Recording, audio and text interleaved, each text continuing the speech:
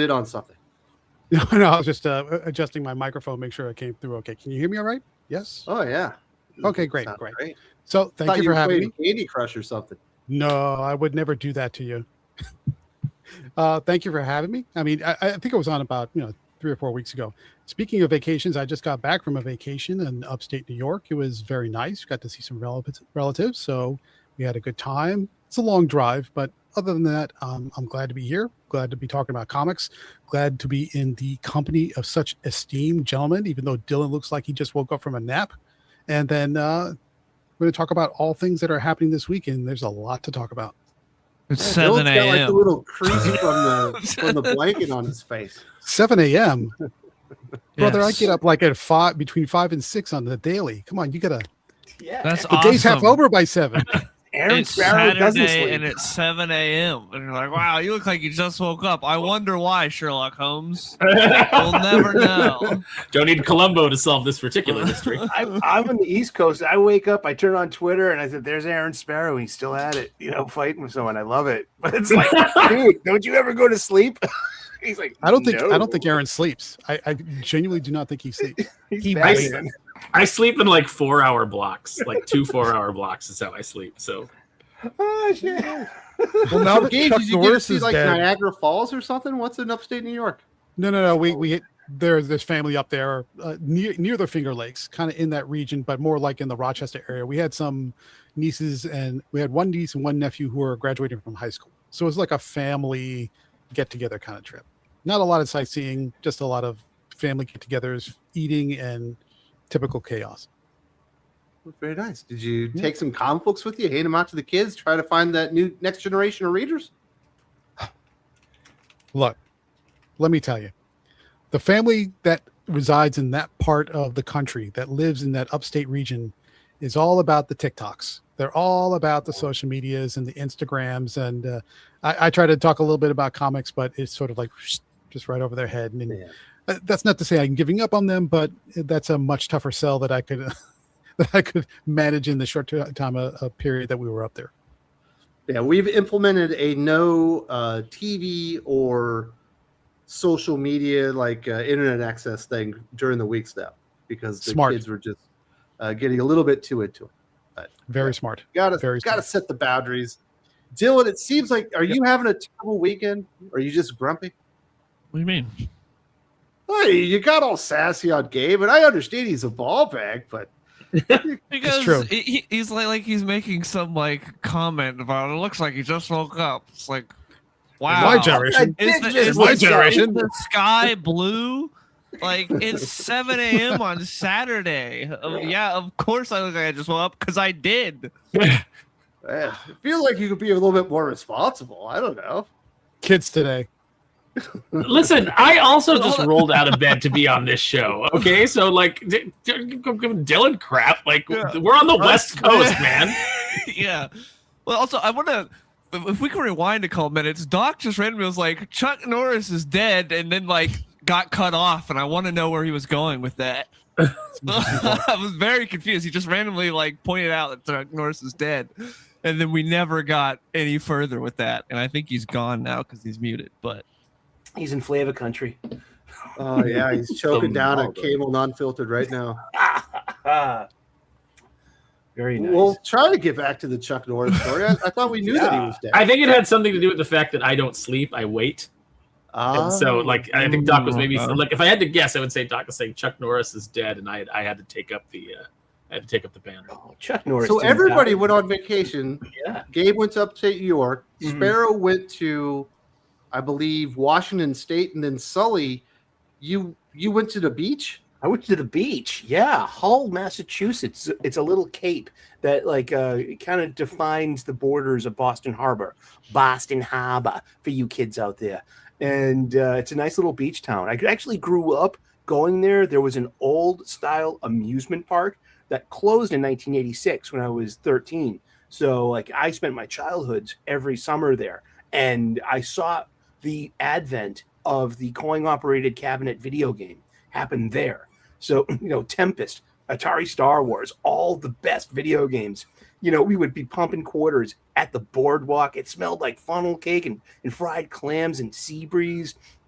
And of course, it got bulldozed into condos years ago. So it's actually like about 4 blocks of just bars and restaurants, but it's still a fun time. So we went away on vacation at a beach resort, and it was fun. Yeah, kind of like the Saved by the Bell summer year.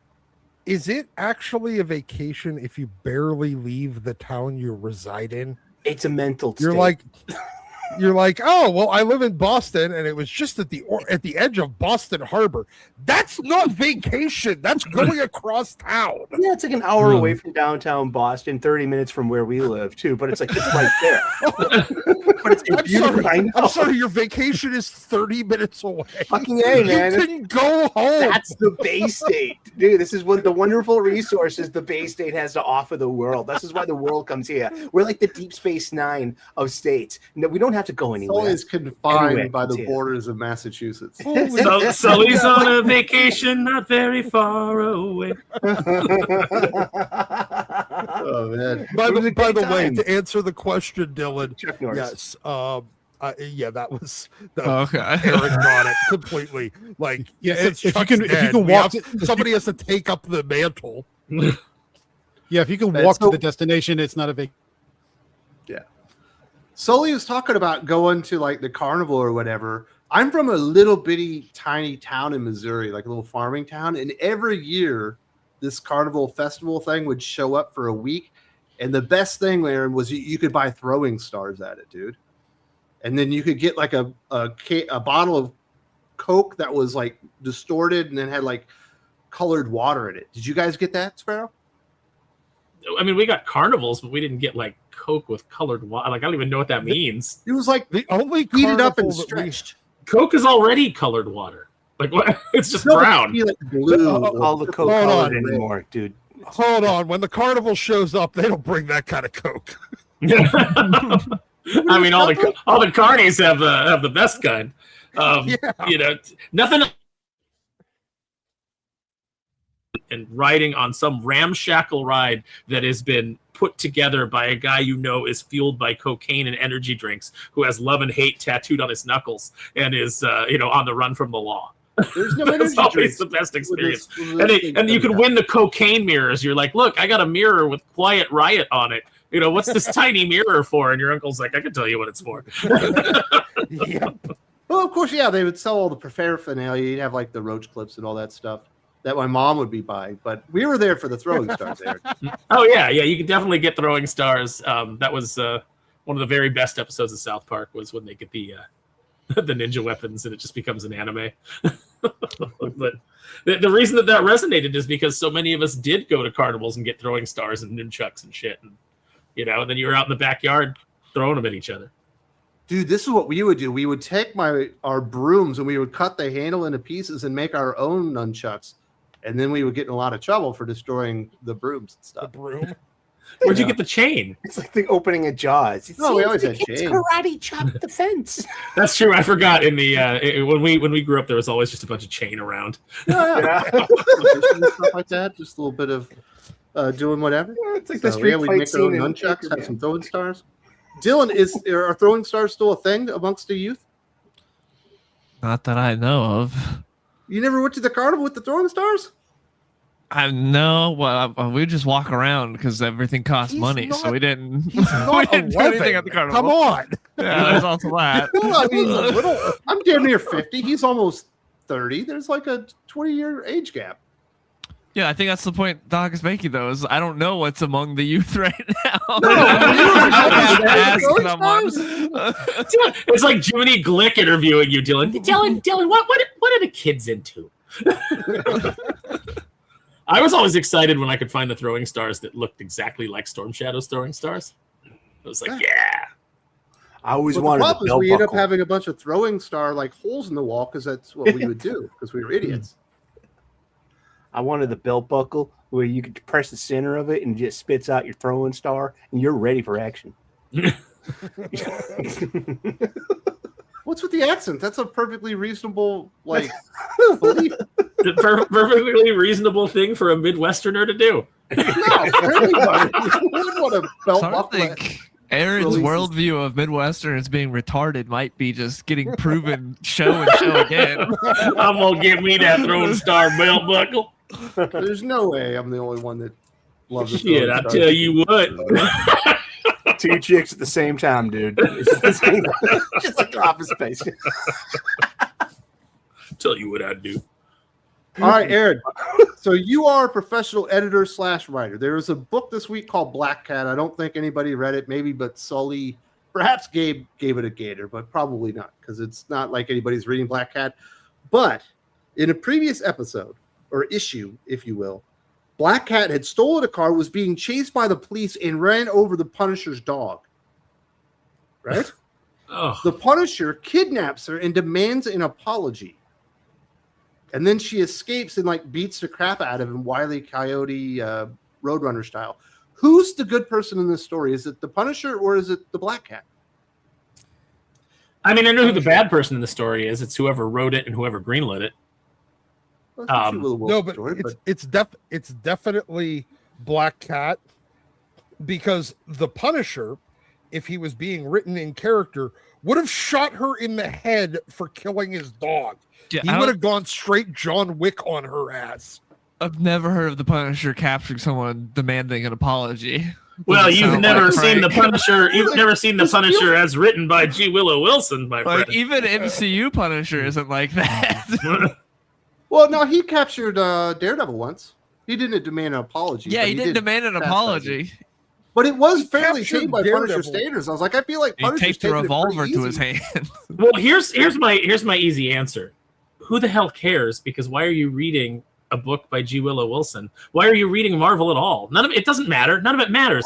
The continuity doesn't matter. No, none of this shit matters. Like, Nothing what are we doing here? I'm a professional comic book reviewer. Sometimes you got to take one for the read. team, you know? Yeah, you gotta read. I do know No, you don't have to, no, right? no. You can't use that after Escape, one of the best comics out. You're like, oh, there's like 9 issues out. I read the first issue and the last 2 issues. You skip everything else. But then these bullshit comics like Black Cat, you're like, I'm a professional comic reviewer. I have to read it. But the good stuff you skip and you're like, I don't have the time. Listen, dude. You prioritize what you want to read. You wanted to read that stupid Black Cat comic. No, there really wasn't much out this week. So I ended up reading Yeah, that. so and go back X-Men and read Wolverine. Escape. They're all bad. See, Dylan's right. Go back and read. But when Escape. Escape comes out, it's Oh, always on yeah. that loaded week. But I prioritized it and I read it every week now. Nice. See, it's called sorting your pull list. There. It's we do it It every was a week. light week. It was a very light week.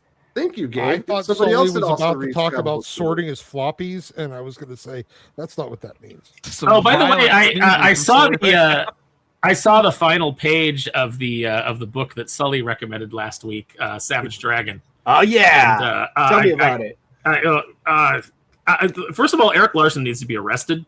For what? Because Freedom of expression, Aaron. I know that guy's hard drive has got some crazy shit on it that shouldn't be there. And you know what? His Asperger's is no longer an excuse. I mean, David Lynch was one of the nicest Midwestern people, straight-laced and polite, and Did he have a belt buckle with throwing stars in it? He made the most bizarre, absurd, and violent stuff, and like to sort of juxtapose the creator to his creation. It's fair. Well, yeah, Mark Miller's the salt of the earth. He's the nicest guy in Right. the world. And you read a Mark Miller book, and he puts people through hell. He does the cruelest things to his characters. Right, but I never get the sense with a Mark Miller book that he's jacking his crank while he's doing it.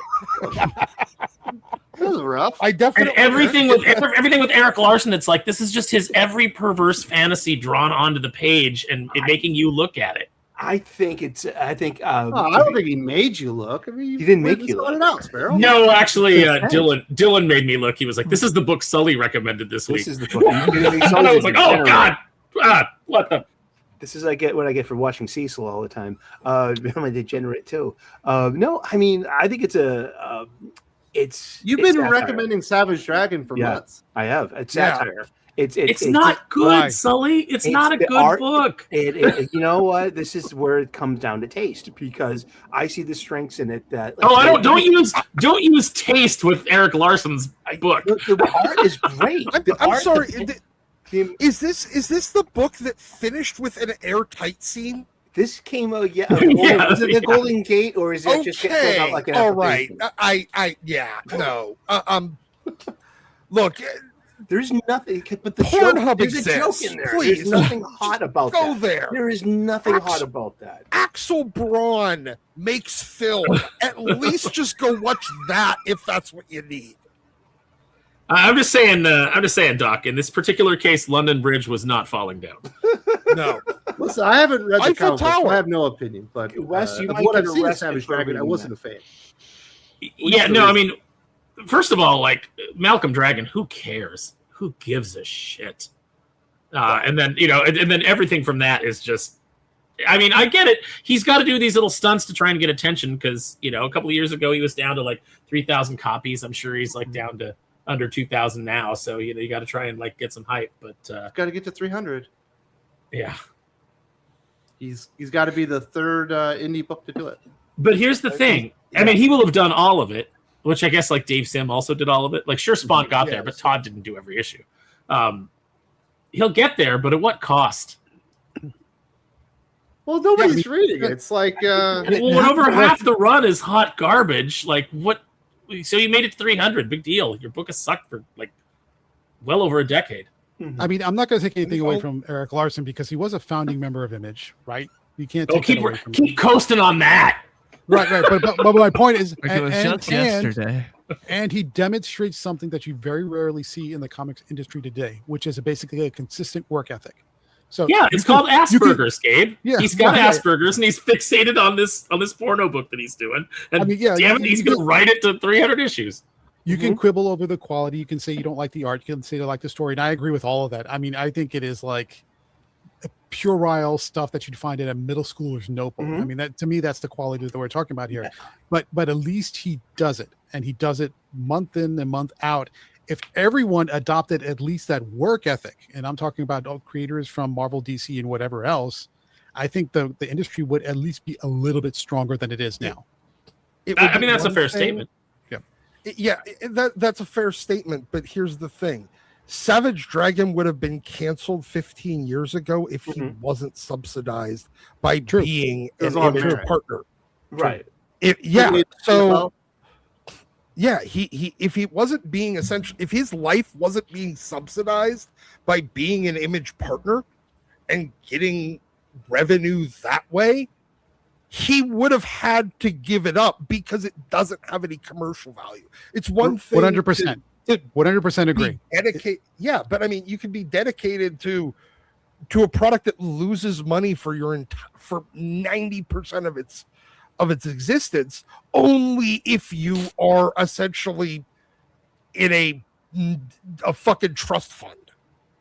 I mean, great, the trust fund kid, because he's essentially a trust fund kid by being an Image partner, can explore whatever nonsense he wants to do. I don't think that's the lesson we want the comic industry to learn. He's like the son of the CEO that gets made CEO because he's the son of the CEO. Yeah, He's still in power. He still holds the power by virtue of the relationship. Not because he earned it. Yeah, if But he wasn't his that book would work have been ethic is the canceled. thing I'll give him props on. It's the work ethic. Yeah, Everything else, I mean, being 100% dedicated and fixated on it is fine, only if it's actually making you an income. Gabe, I just want to say that I really want to give it up to that autistic kid for knowing all that stuff about trains. Perfect. I feel like we buried the lead here. Apparently, Dylan is reading Savage Dragon. What? How is that Why the would you lead? do that? Wow. The lead was me bagging on Sully. That was what the lead was. No, that's that's why why you- sent you the picture. So obviously, You don't Dylan have read proper sleeping habits. That's why you can't get up at a decent hour. I because haven't you read a single issue of Savage Dragon ever. it. Then how did you send it? Bravo, Dylan. Bravo. I haven't sent anything to Aaron. I don't know where that came from. I thought you said Dylan sent it. He to him. did, but I don't know. Oh, where did it I? came Did I say from. Dylan? I meant to say Dolan. I meant to say Drew. Oh, okay. Drew reading that makes more sense. Yeah. Yeah. And here's the part where I'm going to contradict myself a little bit. I will give Eric Larson all the props in the world for his work ethic by continuing to put it out month after month. I will then take away those props because the point of doing it month after month after month is you're supposed to get better, not worse. Savage Dragon today is significantly worse than when Savage Dragon first came out. Mm-hmm.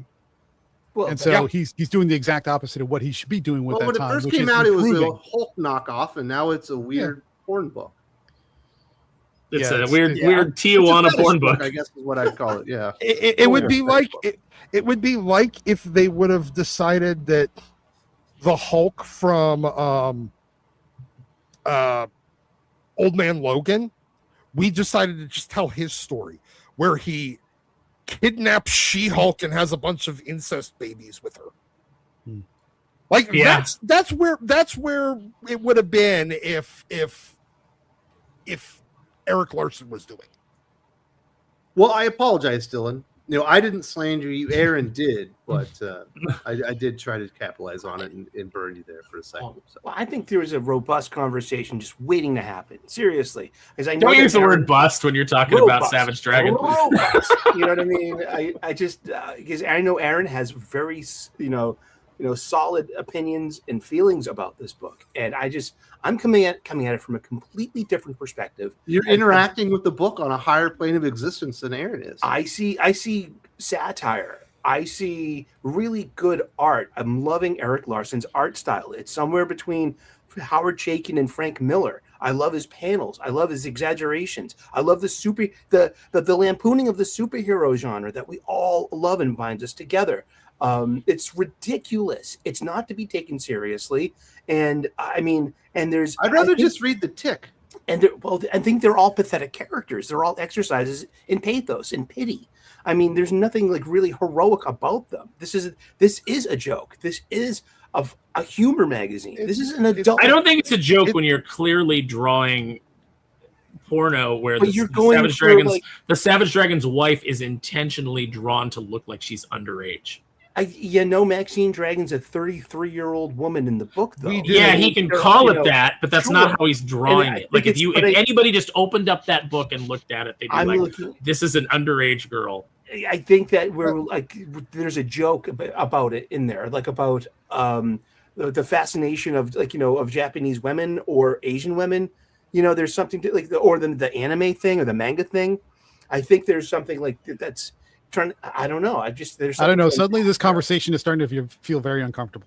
Well, if I lampshade the horrible things I'm putting into my book, then it's okay. That's not the way it works. Well, beyond is that lampshade made of human skin? I think it is. This is a tough room to have this conversation in. I mean, seriously, I buy this book. I spend $4.99 on it 4 times a year. I have a different sense of humor. I come from a tradition where I read Cherry Pop-Tart. I read Milo Manara. Stefan Sajak's a really good artist, and these are all adult. Well, sure. I mean, I like Mirka Andolfo. I get it that there is a place for kind of like body ribald kind of comics, but that's not the way Dragon feels. Dragon just feels like it feels like the author's barely disguised fetish. Not at all disguised fetish, really, because he just continually goes back to it. It's the only thing that's keeping him interested in his own book anymore is what crazy, I don't want to make the whole show about this. I know. We just came up. But at least we're talking comics, I don't need to hear about things coming up right now. Oh, my goodness. Look, if we don't spend the next hour and a half talking about James Gunn, I don't know what we're going to do. Oh, my God. We did that last week. Sorry, dude. You missed that one. So, Dylan, there's a huge fight card this weekend, right? Yeah. It's International Fight Week. 329? Yep. Sparrow versus Sully. Yeah, right now. Conor McGregor making his long way to return. Is he finally going to get back to form, dude? I don't think so. I mean, I think it'll be like the second Dustin fight where he comes out, he looks good until Max takes over. Then your favorite fighter, Whitaker's in there fighting my favorite fighter. Nikita Krylov is your favorite fighter. It's crazy. He's great. You must have had a rough 2025. He got knocked out twice. That was the only time he fought in 2025. I don't like him because he's a winner. I like him because weird shit happens when he's fighting. You might accidentally TKO a guy with a ball shot and not get caught. He's great. She just kind of does some weird, dirty stuff. I like it. When I say dirty, I mean illegal. I don't mean any of the stuff we were talking about before. Just talking about. You just said it involved balls when talking about, so I think you do mean the type of stuff we're talking A about. nut shot is way different than an oil check. You know what I mean? Oh my god!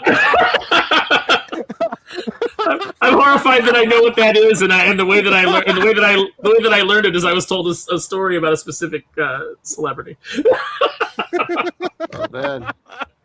Huh. Yeah, but George St. Pierre was allowed to kick somebody in the nuts every single fight until he gets the warning. Yeah. I mean, John Jones eye pokes and kicks in the nuts every single fight. He has the most like warnings of any UFC fighter ever. He's, one of the GOATs. So you're excited for this one? What? It's on Paramount Plus? Yep. Paramount Plus if you're in the US. Is this going to be the biggest fight card of the year? Maybe. It's going to be hard because we just had the Freedom? White House one. Yeah. I mean, this one will do probably more numbers since it's Connor. It's already like one of the top gates ever. So it's going to be crazy, and it's a stacked card too. It's cool that they put on an international fight week because before they've put them on not so great cards because like people buy regardless it's Connor, but this time they actually put them on a great card. So hopefully some of these other fighters get some shine from so many casuals showing up to watch. Very good. I think they need to make another Connor. And they're looking at it like, hey, we can put these other great fighters on here, and hopefully, those casuals that check out for a Connor fight will start getting hyped for some of these other great fighters instead of showing them, okay, but nothing special fights, so that they have some other reason to show up for a UFC fight. Yeah, when the ESPN Plus deal happened all those years ago, that killed them ever having any motivation to make another Connor because they're like, we got paid. Who gives a fuck what the fights look like? And so they didn't do a good job promoting any fighters at all because it didn't matter because they got paid already. And now they got paid again with Paramount Plus, but maybe there's more incentive from Paramount to actually put some effort into the cards because this one's a really stacked card. So hopefully they actually do their job as a promotion and promote fighters because for the past decade or so, they have not done a good job at building up fighters at all. Dill, did you get to check out the Absolute Batman this week? Yes. I like the art from Werther Dell'Edera. What'd you think of the book? I don't care about Harley Quinn at all, and I don't care about Absolute Harley Quinn either. There's two reveals in it. One is you can see coming from a mile away, the most obvious reveal ever. And the other one is like, oh, okay, that one was I didn't. We'll see if that one's real or not. But that was pretty nuts. That was my favorite part of the book. That was interesting. We'll see how that plays out. But yeah basically, I just don't care about Harley Quinn. I'm so done with Harley Quinn and all versions of Harley Quinn.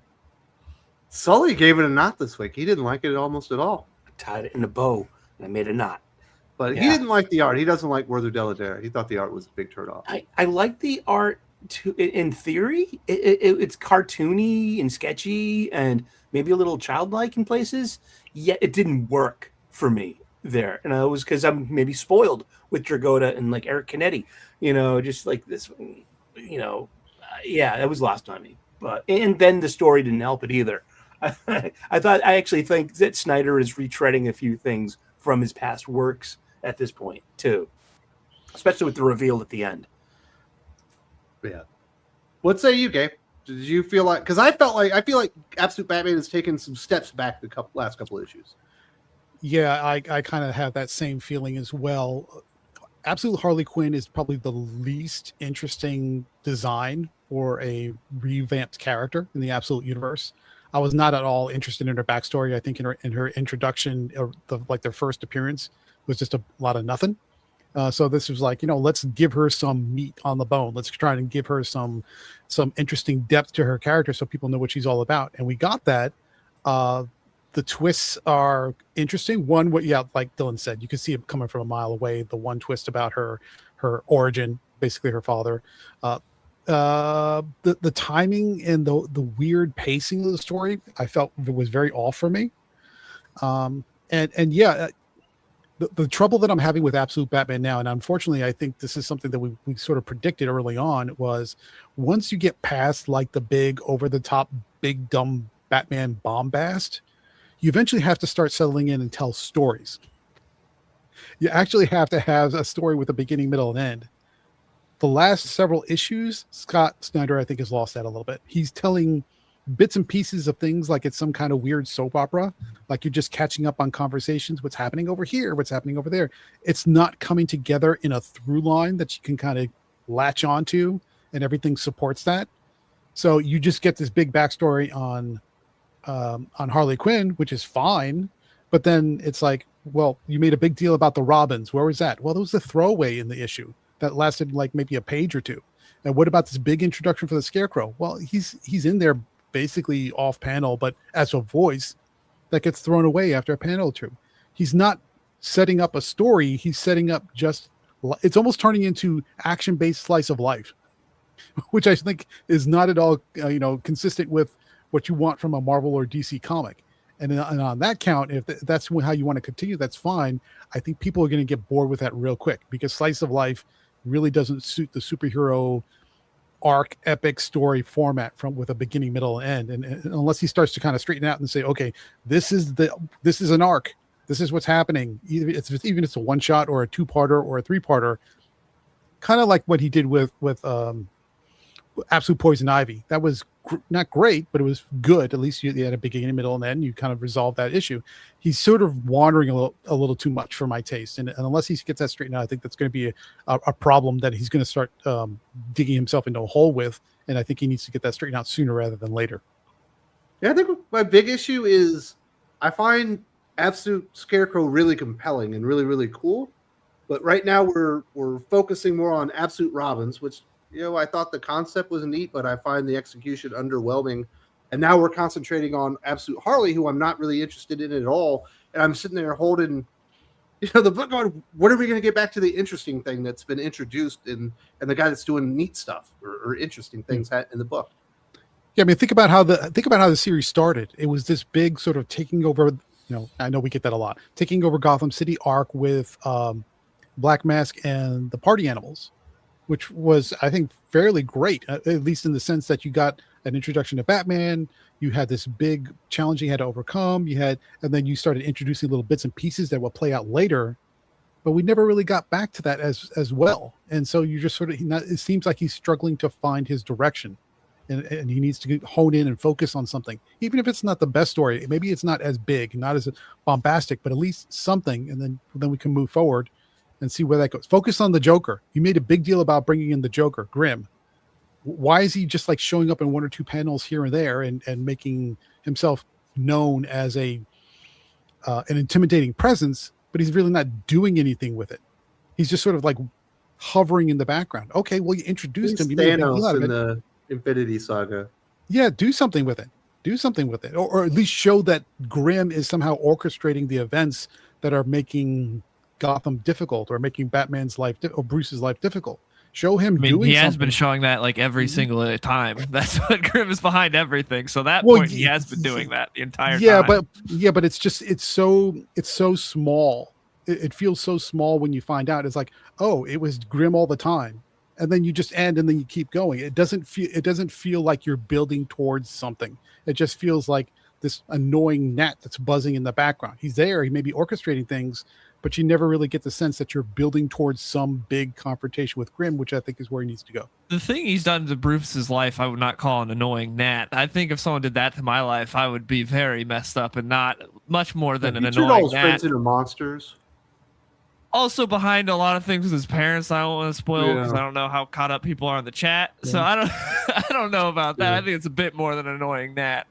I think that one of the problems also deals with, I do feel like he was telling a story, but then they realized when they have the big debuts, they got these enormous spikes in interest and people throwing money into the book. So it almost feels more focused gimmicky on making sure you get big debuts so they can pump the numbers up. Yeah. And whether or not it's the right time for that debut or not. You know what I mean? That variant cover. Yeah, it does feel like you're getting a bit of like, now you're getting tune in this week, you'll get the absolute version of this or that. But I'm with you where like I was locked in with Scarecrow. I loved what was going on with Scarecrow. There's a lot of cool stuff. I don't care about Mech Robbins, and I don't care about Harley, because I thought Absolute Batman was doing really well. I liked a lot of what was going on, and then just these last couple issues, it's taking a bit of a skid, and hoping we can return to form, because I don't care about Mech Robbins. At least Harley Quinn's like moving on. At least we got that with this issue. Yeah, I don't want to see another 20 cover variant introducing Absolute Ventriloquist. You know, well, that's what keeps this. That's what keeps the numbers high. That's what keeps this book a success. Is that they sell a bajillion. You know, it's not being read by all that many people in the grand scheme of things, but it sells a lot of covers. You're right. I mean, but to be fair a with danger. that, though, That's there's the a danger, lot is of that comics people that get have a tired lot of of covers and they don't do Absolute Batman numbers. No, that's true. That's true. It's the 1-2 punch of Batman plus a whole lot of covers, and Batman at least has some people hooked in. And that's I the will say, prediction coming to fruition. It's going to plateau off. It's going to plateau off, and all that market share conversation that I think is going to be coming up a little bit later is all about.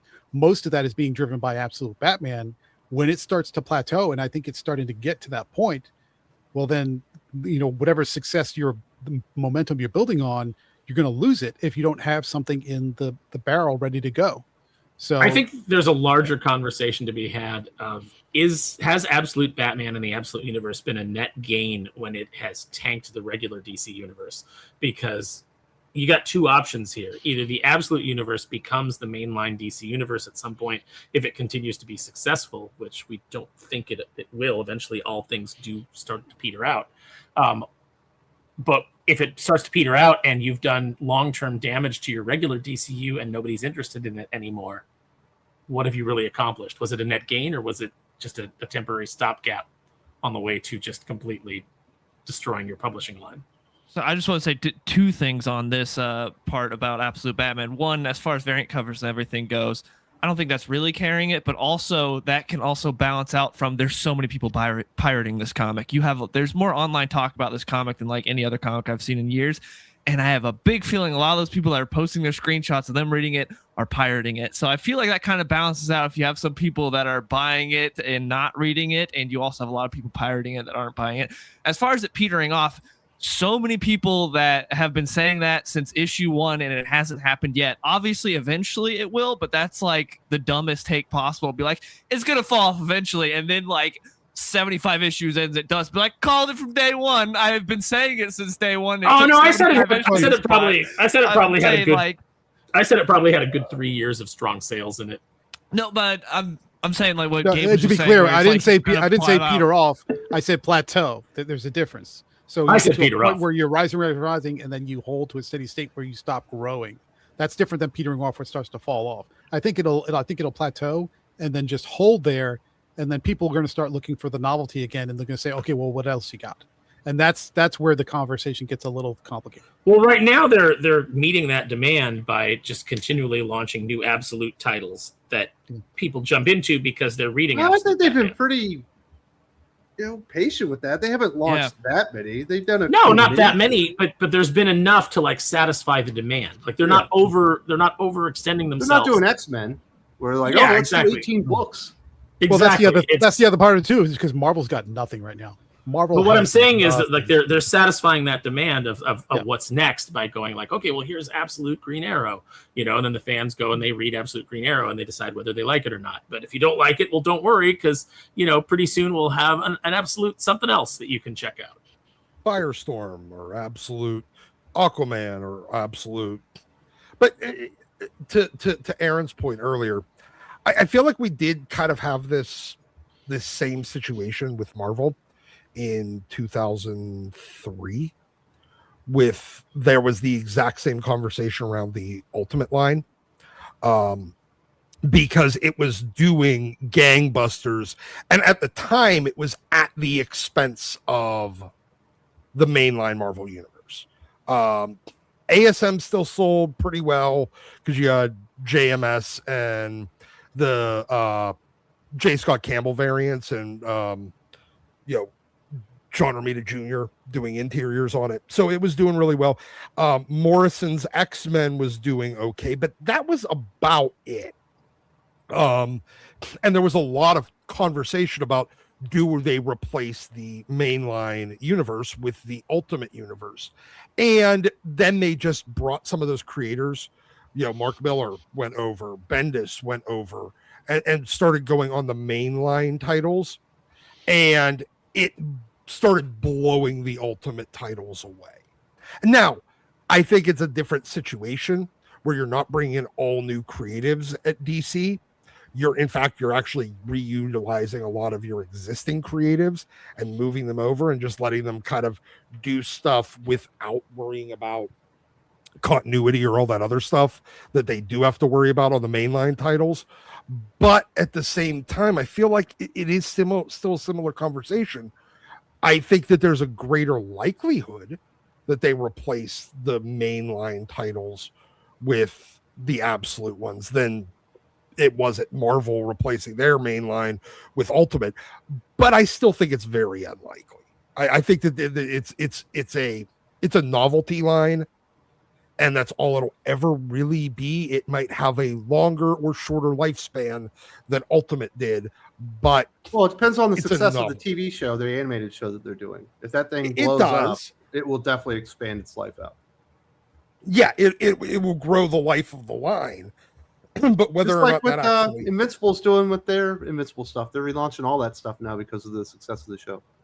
Yeah, and it might be very, very, very good for the long term. It might just be okay. And there was an Ultimate Spider-Man cartoon, right? There was, but it's the only Ultimate book that lasted a long time. Well, that and X-Men. Yeah. So, I don't know. I think the cartoon, if done well, Dylan, will definitely increase interest and potentially sales long term too. That could be a real stroke of genius. They better have it out in manga format when that comes out, like just a line of Absolute Batman in the manga format. Yeah. So that people that watch the show can then go grab the books. So here's the challenge that I think plays exactly into the point that we made earlier is you could do like a limited series of anime or a manga inspired type of artwork that'll capture that first Party Animals arc. And I think that could play really well, especially for a more mature crowd.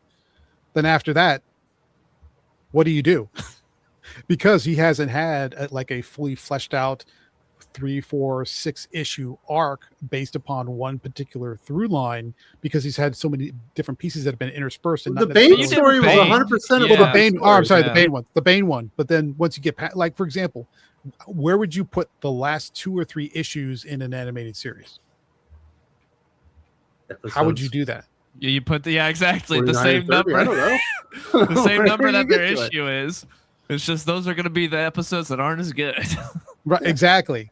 And so one of the lessons that we've learned, and we've seen this over and over again with especially the conversion from manga to anime, is that it's not always perfect, but a lot of the time it's a fairly close, authentic adaptation of the print. And people are like, oh, I didn't realize the print was like this. Let me go back and buy the print. They get themselves into this positive cycle of reinforcement. If you start doing Absolute Batman cartoons, and maybe you do the first 2 arcs, you do the Party Animals arc, you do the Bane arc, and those go off great. And then when you get to the later issues, it's like one-offs about Harley Quinn and little bits and pieces about the funeral for Jim Gordon. Sorry, that's a spoiler if you haven't read it. And some of this other stuff that's going on. Well, then people are like, I don't care. Or if they don't do that, then they have to start inventing new arcs that didn't come from the print side. And then you lose that. That's why he put Scott Snyder as the showrunner. He's not going to deviate from the stuff that he created.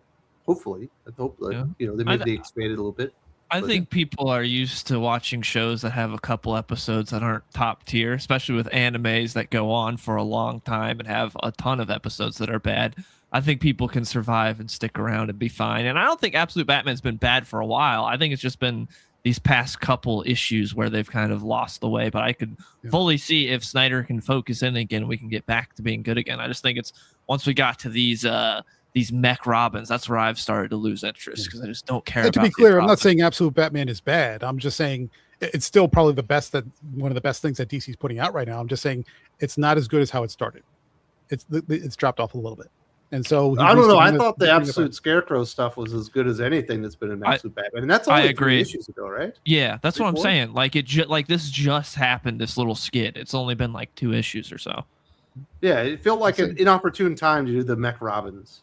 And if he is doing, if he is if he is looking over a show that's being, you know, maybe this is the period where it's like he had like a really intense kind of, you know, time on, you know, working on the show, and so he kind of had to do some filler comics, you know, just let me do some Mech Robins, kind of knock that out, so it's just kind of, you know, like a placeholder, because I'm not being able to like really dig in and do the best storyline here. So I mean, you've also got the Court of Owls sitting in the background. We haven't seen anything about Bruce's mother in like 10 issues, maybe something like that. It's been a bit.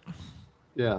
So obviously there's things that are sitting there waiting to be explored and revealed. And I do think Sully's right on that final reveal being a part of that. We'll see how that goes. But yeah, it's been interesting. But I have noticed I'm just not as excited about it right now, unfortunately, just because of these 2 issues. But I want another Batman kicking a kid moment. I want more of that. Love Batman kicking a child into the ocean.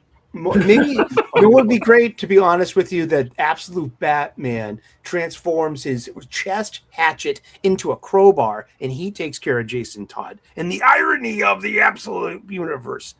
That's what I want. I'd pay for that. Yeah. I'm not going to be happy until the whole city is a car. Joker is Batman and Batman is Joker in this universe. Don't you get it? Well, I get it. And Catwoman is Tony Stark. Iron Man. We figured that out yesterday. We were talking like is she Absolute Riri Williams? She's tech based now. She was a femme fatale. But also Harley Quinn is that too. Yeah, and it's like it's like I can see the pushing the STEM studies in who's the hacker that Tinian did? Was it Miracle Molly? Yeah, she had like the neon colors, the green and the pink neon. You know what it reminds? Actually, absolute Harley Quinn is actually Robin, if you think about it. You know what it reminds me of? She does all stuff. She goes into the field. She has a tragic backstory with her parents. She's the new Robin. It reminds me of when I was at Boom, and Mark Waid had introduced this new character, a black character, into Irredeemable. And he came into the office, and I said, "Oh, hey, Mark, I read the new Irredeemable. I really like the new character you introduced." And Mark said, "Yeah, I didn't know how to write Street, so I just decided to go against type and make him the smartest character in the book." And I remember like my jaw kind of like falling open, because I was like, "So you think making a black character smart is against type? Okay."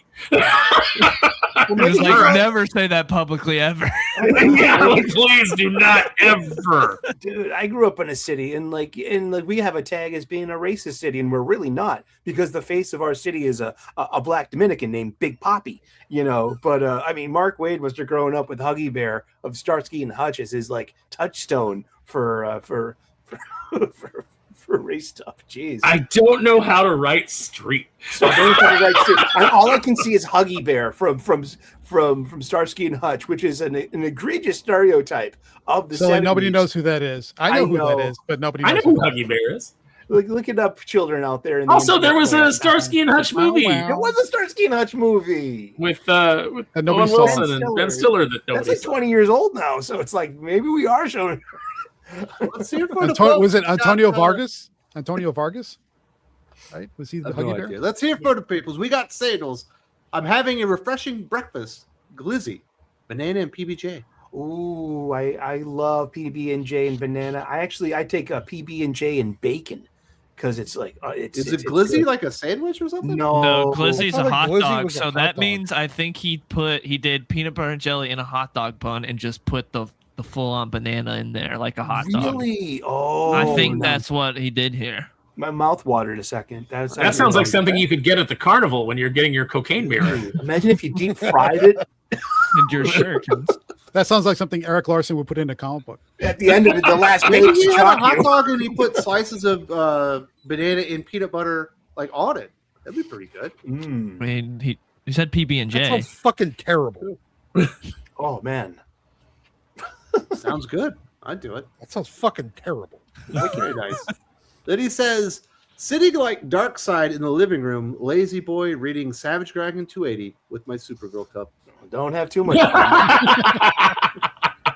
Okay. Sully, I think I found your soulmate. That's right. Thank you. It's a barrage of visual imagery. Thank you. Are you in your robe? Is it at least closed? Jag Live. We've got. So, how do you guys rate each of the Absolute books so far? Only book I dislike is Absolute Green Arrow, since the premise annoys me. Catwoman, I'm mixed on. So I'll give my rankings. I go Absolute Wonder Woman, Absolute Batman, Absolute Superman.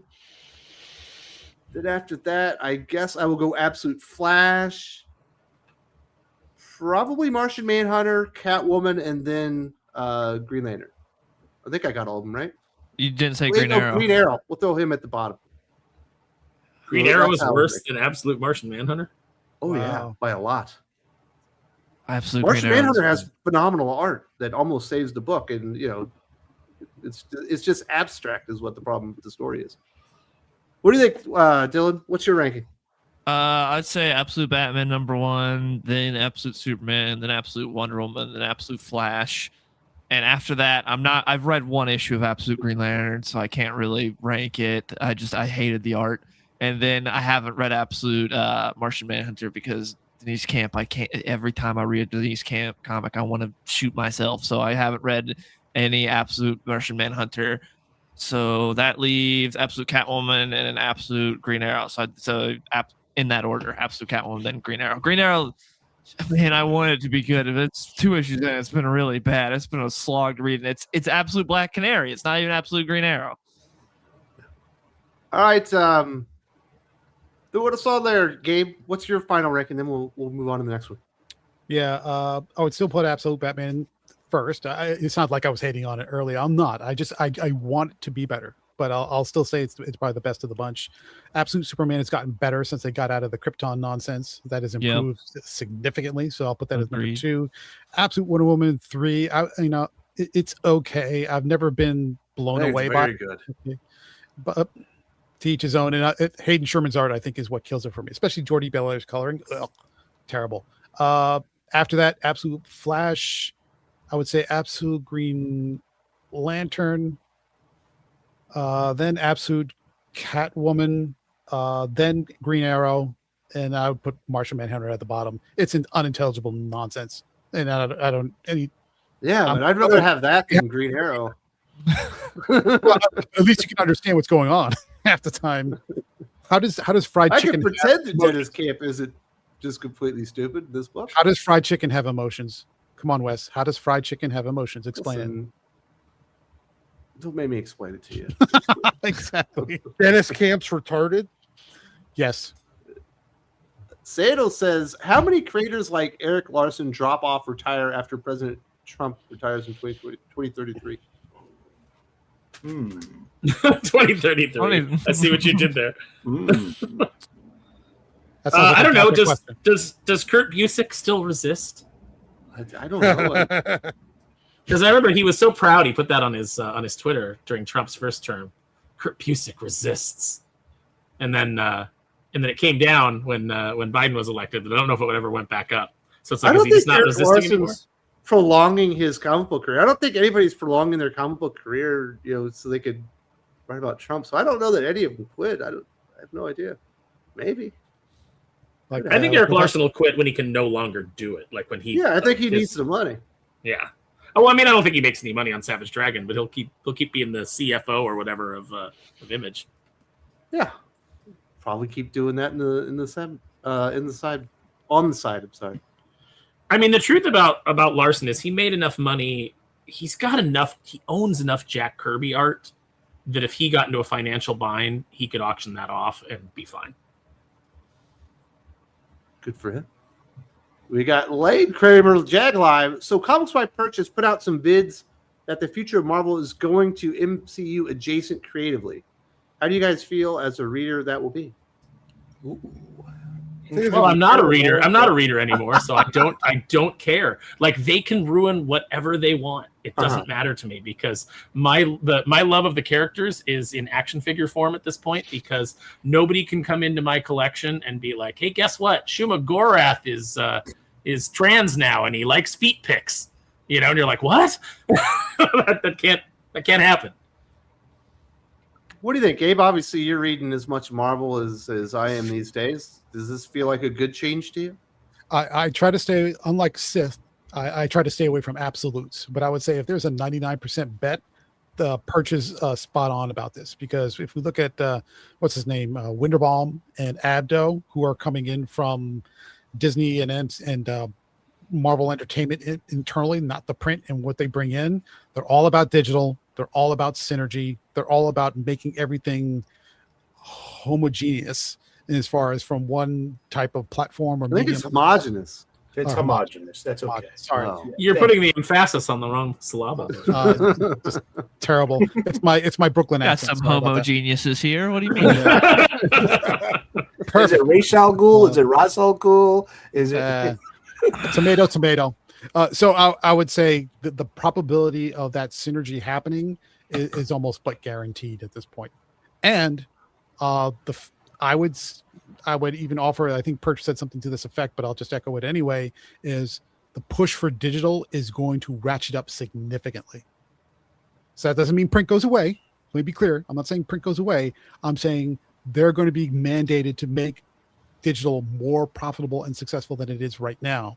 And there's going to be a strong push in that direction because those guys both come from digital. Yeah, but So that that's- doesn't do anything about the fucking reading experience. As a reader, are you excited? Do you think this is going to help Marvel Comics? I think that's the question. I don't know. I honestly don't know, because the digital reading experience and the physical print reading experience are significantly different, and the synergy with the MCU has got a lot of sway in both directions, both good and bad. So if you don't like the way the MCU portrays characters, which I think is going to be the tail wagging the dog, then you're going to be in for a very, very rough time with the future of Marvel in the next year and a half. As opposed to now, where it's all sunshine and rainbows. You just get But at quality least every at other least day. there's Great representations of characters. There's in at the least an comics right now. illusion of autonomy that the comics are doing what the comics want to do. That time, I think, is over. The comics Yeah, are we going to had do what's something good for similar. every other medium, which is We had digital, something similar streaming, to film, this. whatever. Doc, when Acclaim bought Valiant, and it stopped doing comic book stuff, and it started doing stuff, to synergize with the video games, and it basically destroyed Valiant. Yeah, basically. And I have an expectation that that's probably not too different from what you're going to end up. What's going to be the end result of what they're doing with Marvel. They're going to try. They're going to try to make it work. It's not going to, because at the end of the day, it is still the tail wagging the dog, and it's gonna fall flat. They're gonna try it. They're going, and when it does not work, that is, I think, when they start outsourcing. This is their last gasp at making comics work the way they want them to work within the corporate structure. And when it doesn't, that's when you're going to start seeing them give very, very, very serious. They're going to start paring down their line to just their best sellers, and then All right, we're going outside the Oh, scope of the question, and that's already a topic that we're going to get to. Yeah. But as a reader, me personally, I think there are some good things about that and bad things about it. I don't think that we're going to have Gail Simone doing an Uncanny X-Men book focusing on the outliers, with this kind of synergy. She's going to be focusing on X-Men characters that people will actually like and want to see in movies that they have plans for. So you won't have to worry about Calico and all this other bullshit with Ransom and stuff like that, which I do think has basically destroyed their X-Men line. But they're also going to have to do things you're that going might to run not into be the all same. that creative. That it's kind of going with what we're doing now, but just with the smaller cast of characters, which could be bad. I don't know. You're going to run into but they're going to run into the exact same problem that current Marvel is running into, which is they can't get anyone that wants to work for them. Well, you're gonna have to pay for Here's that. an interesting twist to that, real quick. To get that synergy, you have to have an alignment between the way Hollywood does things versus the way the print side does things. And if that's the case, I could foresee such a situation where Winterbaum tries to bring in more like Hollywood film type script writers to start writing the comics. as opposed to Oh, bringing in somebody who comes good. from comics and then writing it and then trying to translate it out. They might try to backfill it and have, writers room, screen room writers come in and start writing the comics as test beds for what they want to adapt. That could go good or bad. Jeremy Adams started out as a screenwriter. Turns out he's a great comic book writer. Tim Sheridan started out as a screenwriter. Turns out he's a terrible comic book writer. So, Exactly. mixed results on that stuff. We got HH the fam at Sigma Comics. Shout out to the Thinking Critical team from SuperCon Miami. Support Thinking Critical Comical Opinions and Indie Comics. Go snag some Calico Comics on our site today. Absolutely. Beautiful Miami. Oh boy. Fun. But it's just really warm there, right? Oh, I bet it's really It's nice. hotter than shit here. I would suggest a Cuban sandwich, a cubano, but HH doesn't eat lunch meat like that. See, that's doesn't the eat other jelly beans? name for. Hold on, the Cuban sandwich is also the other name for what they were doing to the Savage Dragon's wife. Really? Oh, that's where the secret sauce comes from. Enjoy Miami, HH. Sorry, these guys are disgusting. Jag Live. Harley is now combo Harley Duella origin. Pretty much. That's a good call. Lane knows his stuff. Yeah. I don't want to get into too many spoilers, but I get what he's saying. Right. Absolutely. If you know your Nick Hardy Teen Titans, then you're picking up on this one. Yeah. And then he says, "Man, I'm sorry I made this depressing with Marvel." That's Well, okay. Blame you. That's why we're here. Well, Marvel made it depressing already by making us read this stuff. I mean, You read every Marvel book this week, Sully. How are you alive? man, Should my you be in the eyes are hospital? my eyes are still killing me. Either that or I'm still hungover from Wednesday. I was on No man vacation should at be the put through beach. that. You're lucky it was a light week. It was only like 11 books instead of 24 like normal. But I'll tell you, it's a testament of knowing what the assignment is. It's like my big phrase of the month, because Stephen Fox wrote a really good issue of X-Men 97 season 2, issue number 3. I walked into this cold, and I was completely satisfied as an X-Men fan. And then juxtapose that to Gail's, was it Uncanny 31? Was it? What a chore. It wasn't fun. Too much emphasis on the younger characters. They're at a prom. Yay. I mean, yaysies. The annoying. Nobody has their finger on the pulse of current day prom like a 65-year-old woman. I That know. probably never went to prom. But tonally, it's all off. I mean, as a lifelong X-Men fan, you should be able to rely on it, as a flavor and as a flavor profile. You should be able to take a bite of this sandwich and be like, okay, you're doing something different, but it's still a really good burger. I mean, and you're not getting that satisfactory feeling out of Gail's X-Men. But you got someone like Fox who knows the You assignment. want to drink it some more. You're like, Right. Yeah. I'm going to go back to drinking. Wasn't a bad thing to do. I'm starting to become convinced at this point that the only reason that we have an uncanny and an adjectiveless X-Men is one is for the regular X-Men fans and the other one is for Gen Z millennial TikTokers who just want slice of life stuff. Well, they both suck, so it doesn't matter. But they suck in different ways. They do suck in different ways. I'll give you that. Yeah, at least McKay's trying. At least he knows Let me select from the buffet of suck. Ooh, here's a nice little flavor. One Ooh, that this goes one's- full Which is your deep. preferred flavor? All right. One goes full deep. This is a full-bodied suck over here. This one has notes of oak.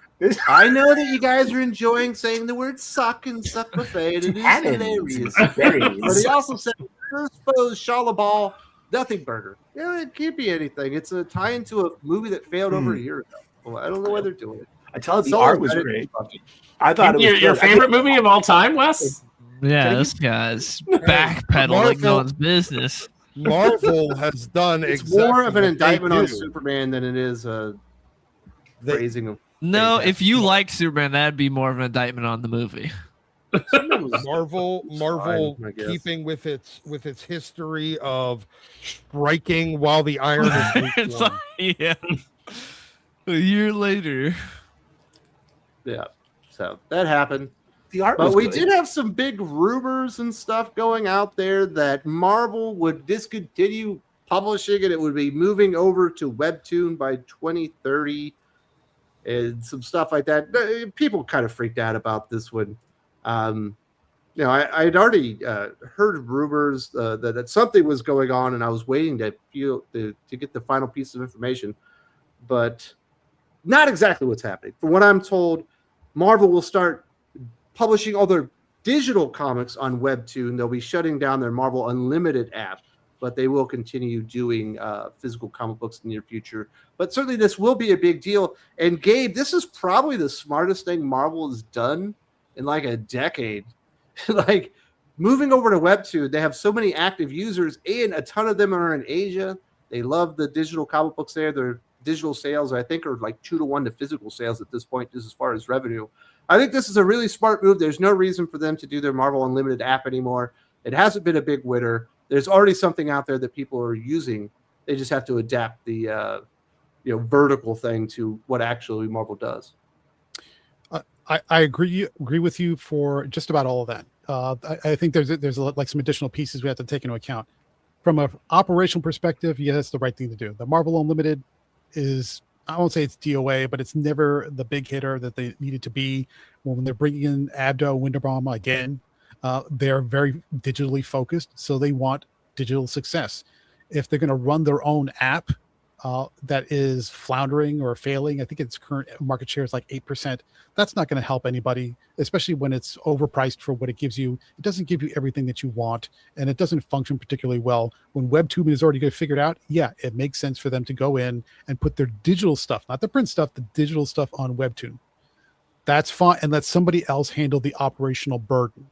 As long as the economics of the deal work out, and whether or not how much sway they have over when does it come out, how do they get the market share, how do they get any subscription type stuff, that's all fine. And I think that's probably the best move. It's a smart move. The piece that I think people are overlooking, number one, that's not print, right? So these are not taking the print stuff and then moving into digital necessarily. It's a lot of the Marvel Digital Ultimate stuff, which is sort of one-off, standoff, and digital only kind of thing, so that you have to take into account. Second, I think people are overstating the expectations about the audience. There's something like several million people currently on Webtoon. The Webtoon audience is not a Marvel audience. And what I mean by that is the Webtoon audience is very much into the type of comics that are already persisting and succeeding on Webtoon. Lots of romance, lots of slice of life, lots of type of ongoing soap operatic type of serial storytelling. It's not the same as somebody who likes the traditional Marvel action superhero type storytelling. It's a different type of flavor. It's a different type of genre focus. And so if we go in saying, we're going to take all the digital stuff that Marvel produces and put it on Webtoon, that means they're going to have 10 million more readers. No.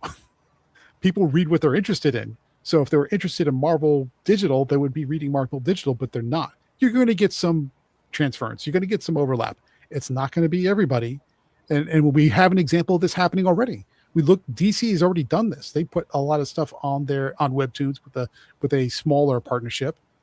But what was the big hit? It was Wayne Family Adventures, which is not at all like a typical Batman comic. It is very family relationship oriented. It's very much about Batman going through slice of life type stuff. Even though it's adventures, it's very lightweight adventures. It's not deep drama. It's not big action. You're not having Bane take over the city. It's very much about the relationships between the family members interacting with each other, exploring a little romance, exploring a little bit of that relationship drama. And that's the type of storytelling that appeals to the typical Webtoon type of reader. Sounds like stories for girls. I do have good news though. I wouldn't put it that way, but yeah, it's probably that way. Superhero action books anymore either. So yeah, exactly. Which is true. They won't have that problem. Every issue ends with them beating the villain through the power of friendship because it's just an episode of fucking My Little Pony. Or the Care Bear Stare. My Little Pony. Steven Universe. Or the it's the Care Bear Stare. It's very manhwa. It's very manhwa. It's very kind of manga turned or tinted, if you will. So operationally, it makes sense. Put it where there's already success. Put it where there's already a lot of people, so you increase the probability that people are going to read it. The cost profile is a lot lower, right? So where Marvel Unlimited is charging, I forget how much they charge for a month for the It's like full one. what is it, $100 a year? I think. Yeah, it's like $100 a year, but if you just go month to month, I think it's like $10 to $12 somewhere in there. I forget what the number is off the top of my head. Webtoon is a lot less money, but they make up for it in volume. So how much of Marvel's comics that are put on Webtoon are going to take some of that traffic that's already there? Probably not as big as number of people think it. They're not all of a sudden going to magically now have 10 million readers. That's not going to happen. No. Because those 10 million readers read a specific type of comic that is not Marvel comics. They're different than Marvel comics. They have it's a different genre. It's a different dramatic level. It's a different focus in that the Webtoon comics are more like, again, relationship, slice of life, romance, teen drama. It's very much in that vein. So those people don't read Marvel comics. So just because you put it in front of those people doesn't mean they're going to pick it up. You have to put it, if you want a lot of readers, you got to put it in front of people who like that type of stuff. That's not the Webtoon type of audience. And so there's going to be, there will have to be, if you're going to start merging the two traffic streams together, that's going to take a long time. So again, I'm not saying it's a bad idea. I'm saying there's probably a lot of truth to it. But if people have this expectation that by moving it over, all of a sudden they're going to make tons of money and now everything's going to go digital, that's not going to happen. It's going to be a long maturation and curation period for them to even get some of that traffic and then develop an audience that's consistent through it. Now, again, everything I just said has absolutely nothing to do with the quality of the storytelling, right? That's just like the platform, the operations, where you put stuff. If we also now take a look at the one big piece, which is the quality of the storytelling, if you have the same people writing for Webtoon as you write for Marvel now, forget it. Just forget it. It's not going to happen. Yeah. I mean, I'm still physically ill after reading Daredevil #4 this week. It was so terrible. It was so terrible. And you put that on Webtoon, people are going to downvote that to oblivion. So you still also have to have the quality storytellers that go along with the business platform. And until you do that, it's just going to be a waste of time and energy. I'm imagining. Here's the thing. Oh, go ahead. Yeah. Oh, go ahead. No, go ahead, Sully. I was going to say I was imagining Daredevil in the Cal art style to sell on Webtoons, because not only it has to have that look to it too, that the aesthetic, to move on that. I mean, on that platform to be like, oh, this, that Wayne family show is like, it's cutesy. Yeah. That's where I'm coming. Yeah. My thoughts is this is further progression down the exact path that they've been on for the last 10 years, which is that we're no longer their audience, period. And they're going to start writing these stories the way they want to write them in the comics, but can't from the commercial aspect. Now they will have an audience for it. You're not going to see them writing. They're not going to suddenly start writing traditional superheroes. They're not writing them now. They're not writing them in that market. They're going to go even further towards the nonsense that us actual comic readers have been bitching about for the last 10 years. You're going to see them go further that way, and we're just no longer going to be their audience, period. Let me put it like this. They might have actually found that magical new audience. Let me put it like this. Gail Simone's X-Men with the Outliers will probably perform better on Webtoon. Yes, that's exactly my point. Right. Yep. Because I don't think that's the intent. I think that's just there. They want to move there for digital distribution. I think it's going to actually hit better over there than it does and they're going to, it'll give them the excuse to go further in that direction that they've obviously been attempting to go in for the last decade. So I think you're misconstruing this, because they brought in people to manage Marvel, because a lot of the things that they've been adapting that are newer from Marvel Comics into the movies and television have not worked whatsoever. Your Ironheart, your Marvels, all that kind of stuff has all been flopping. I think they want to get back to stuff that potentially fuels more billion-dollar franchises. I think that I think that you were right in that they have that idea, but I don't think that they have any idea how to execute it. And I also don't think that they're going to try to pivot back to $billion ideas by going like, okay, well, what actually worked? I think what they're going to continue to do is say, well, how do we repackage the message that we're trying to put into these movies, you know, and repackage it and then get it out to this audience, and you know, how do we pivot and change from the things that aren't working, but how do we repackage what's not working to make sure that it works? Because it's not about giving you what you want. It's about giving you what they want to give you and forcing you to accept it. That's why Star Wars is the way it is. That's why the comics are the way that they are. It's like you will eventually accept this whether you like it or not. And that's going to be the goal moving forward, whether there's, you know, they want to make money or not. It's just going to be a bunch of recontextualizing the things that don't work to try to make you swallow them down. And when it actually does succeed better on Webtoons, that'll be the justification for going Yeah, further. but here's the thing, Doc. Prior to you quitting Marvel, and even when you weren't happy with Marvel, you were still a Marvel loyalist. and Yeah, we collector. lost him. Okay. Can you hear me? That's yeah, better. I can hear you. Okay. Prior to that happening, Doc, you, as a customer, were worth 40 customers on Webtoon. I understand that. But they will be happy to sell it to 40 different people. I don't think that it is going to sell it to 40 different people as long as the story's stuck. Bad stories are bad stories.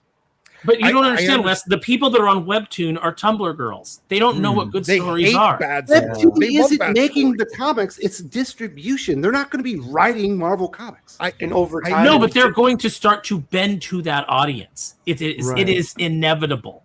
yeah. If it gets the views, because it is going to be more successful, writing the type of garbage that we're getting in print form and then them distributing it on this platform. The Marvel Unlimited app, who was their target audience? The same people that were buying the comics and that might have stopped buying their comics. Webtoons, that is not the audience they're distributing to. The people like you and I, we don't go to Webtoons, but you have all the weird Tumblr girls that are already there. It's got 170 million active users. I'm sure there's more than just like Tumblr had a ego there. fuck ton of users too. It's why Yahoo bought it for like $4 billion before they ran it into the ground. My point is there's a large segment of the population that likes this shit. Yeah, we think that they're a bunch of fucking weirdos. It's fine. It doesn't matter. But when they release this same stuff because that matches. Well, if there's a large segment of the audience that likes this stuff, then maybe they're making the right stuff. I know, but they're selling it to the wrong people. And so that audience never walked into the comic shop and bought Daredevil because they had an assumption of what it was, because that's what it used to be, and they didn't want that. Now they're actually putting it in front of the audience that they've been unable to get their product in front of and that hasn't shown up for their product. Now they're sticking it in front of them. Yeah, but they've already got Marvel comics on Webtoon and they don't do well. Because they're releasing the older stuff on there. Now when they're the older stuff that was actually superhero comics. You'll actually have a chance. Like, okay, so for example, you've got all of these people that are like, oh, I love Magic. I love Ilyana so much. I love her. Ilyana is me. You know, that's my character. And then Marvel goes, hey, yeah, she is really popular in Marvel Rivals, even though Tom Brevoort will tell you she's just a function and not a character in the game. You know, so then what do? They put out a Magic book. And what happens? Nobody buys it. Well, the Magic book, because those people, one of the better selling X-Men books. It was still garbage. Is it still going? It's still. They canceled it inexplicably. Yeah, there you go. See, it got canceled. So, but with Webtoon, you actually have a chance to reach that audience of girls going, Ilyana's me. I love her so much. You know, who will never step into a comic book store. Because they're not paying $4.99 for the fucking comic. Mhm. They will pay the Webtoon subscription. I don't think there's any indication out there that the Marvel new books will be available via Webtoon subscription, that you won't have to buy them. Yeah, I was going to say over time, it all becomes sandbagged content anyway, right? Like, 6 months from now, like, hey, there's your new release in the bin already. So what does that reflect on your Webtoons? Isn't just Well, accumulating 6 months content. ago, Wes, there was no indication that Marvel would be moving to Webtoon. So it's you look at the future and you project. Well, there was You project where it's indications gonna they go. signed a contract with Webtoons. Actually, it was more like 9 months ago, I think, right? All right, so a year ago, we're splitting hairs here on the time, but it's like, yeah, this isn't the way it is right this second, but you can look at the way things go and pretty much determine where it'll end up. I don't think that Look at it from Webtoon the- audience is going to be driving the goals and aspirations of Marvel anything because of this deal. I think they are still going to be driven by the movie box office revenue and by Disney Plus. I think that will remain their key, their true north, where they're focused on. Disney I don't think Plus, it's going to be a like, failed. e-girls like this, but it will never make $1 billion in a movie. Let's go with the e-girls. I think they're like, no, I want to make another $1 billion film. What No, about the you're last probably 6 right. years of Marvel has told you that they don't want to cater to e-girls? Well, What it's more the opinions, last but 6 years of the MC of I the think they're trying to MCU? fix that. Is my impression. Yeah, I think they're They're going to try to trying fix to it. I find a think way- they have no idea how to do it, and they don't have the will to do it because there's a They couple haven't- of things that you have to do and that you have to admit that they will never admit because they have accepted a frame that is inherently false, and they try to force us to do it. And then we sit here on shows and we say things like, "Oh, we don't care if girls are doing this stuff. We just want good stories." No, you have accepted a frame that is a lie. You cannot have all of these women involved in these masculine, male-oriented industries and products and have a product come out that satisfies the male demographic. So the only choice that they have is to eventually, they're going to put it on Webtoon. It's not going to appeal to men any more than it does now. Right. And so they're going to have to pivot and make the comics for girls. They're just going to have to do it. What they're here, Wes. There is nothing about their publishing or television strategy that says they don't want to cater to a girl audience. What they haven't been able to do is monetize a girl audience. This may be their foothold. They're kicking open the door to monetization of that girl audience. That's the point here. Do you think Right, a the Gail way to look at it- Uncanny X-Men book that is popular on Webtoon will make up the difference between a real X-Men team that Because can it'll get them potentially to do show up to the fucking movies. $1.5 billion dollars? Well, see, If it gets them this to is show direct. up to the movies, yes. This is this is the direct conflict that Marvel has now placed itself in by making this deal with Webtoon. And I think overall, just operationally, it's a good idea, but they have to change the content because if you look at the comics, the print comics as they are today, they neither appeal broadly to boys or girls. They don't. That's why they're dwindling. That's why they're in a rut because it doesn't appeal to anybody. If they take the digital version of those comics or just digital exclusive version of those comics and put it on Webtoon, and Winterbomb and Abdo they are given Doesn't a matter. mandate that says you must make digital profitable and increase that market share, they're going to have to change the nature of the content to fit the platform and the audience that exists there already. To do that, they are going to have to change the comics to entice that digital Webtoon audience, which is very romance, relationship, slice of life, not at all the traditional Marvel superhero type of stuff. Now, if you look at the Marvel superhero type of stuff and how they work on digital platform, we use manga as the example. What is the closest analogous example of that? It's Shonen Jump. All the stuff that's on there, My Hero Academia, Naruto, Bleach, Jujutsu Kaisen, all those things are the closest equivalent of what we wish Marvel still was. But all those things are on their own dedicated app. They are not on Webtoon. You don't find stories like that on Webtoon. Why? Because the shonen audience, which is primarily boys, teen to young adult, don't go to Webtoon. That is not the type of content they look for when they go there. They don't go there at all because they know that content exists. So if Marvel wants to move to Webtoon for the digital-only content, which is fine operationally, again, I think it makes sense instead of running their own app, they're going to have to change the nature of their digital content to match the audience to bring them in. And that means it's going to be more just, I hate to, kind of pigeonhole it, but it's going to have to be more female centric. It's going to have to be more relationship focused. It's not going to be the classic action adventure superhero stuff. Again, that's digital only. Print can be different. Print can be print's completely dying, different. right? But I don't think they're going to be doing like digital only like books as much. I think it's just going to be. Well, they do stuff that put in now. print is going to be on Webtoon. Yeah, but the digital exclusives, that's what they are now, and they're just trying to do more of that. I think that's what they're trying to do. Do you think X-Men Green would be successful on Webtoon? Yes. A bad book is a bad book. I think it'd be more successful than it is in print. It would have found That's its all that audience matters. there. It would have found its audience there. That's think what we so. said earlier. Gail Simone's adjectiveless X-Men probably plays better on Webtoon than it does in print right now. We think it's Wes. We think it's shit, and objectively, I think it anybody is. that reads it thinks it's shit. Bad is bad. Objectively, it is. But you're now going to an audience that has no fucking taste. Yeah. That's the milking stool audience. Yes. Yeah. Oh no. Yes, it is. Well, I would say that I would say no. Minotaur Milking Farm. Yeah. As long as wouldn't say that it has no As long taste. as I would it's say weird and perverse, they'll love it. You can have yours, and Eric Larson can't have his. The irony. Savage not that they Dragon should don't- be on Webtoon. it's It not that they don't have absolutely no should. taste. Whoever has the money has the taste.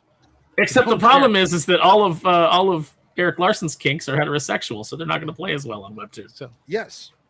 So for us who like superhero comics, it's terrible. For the Webtoon audience who likes, the outliers and all their weird kind of strange relationship type stuff that's going on, and their sort of neurodivergent Gen Z type of personalities and all this other stuff going on, that stuff sells like hotcakes on something like Webtoons. They're going to eat that up. Dylan, Now is that this you true? still have to make some You're adjustments the because representative of the younger generation. He's not that young. Which aspect are we talking about here? Yeah, terrible.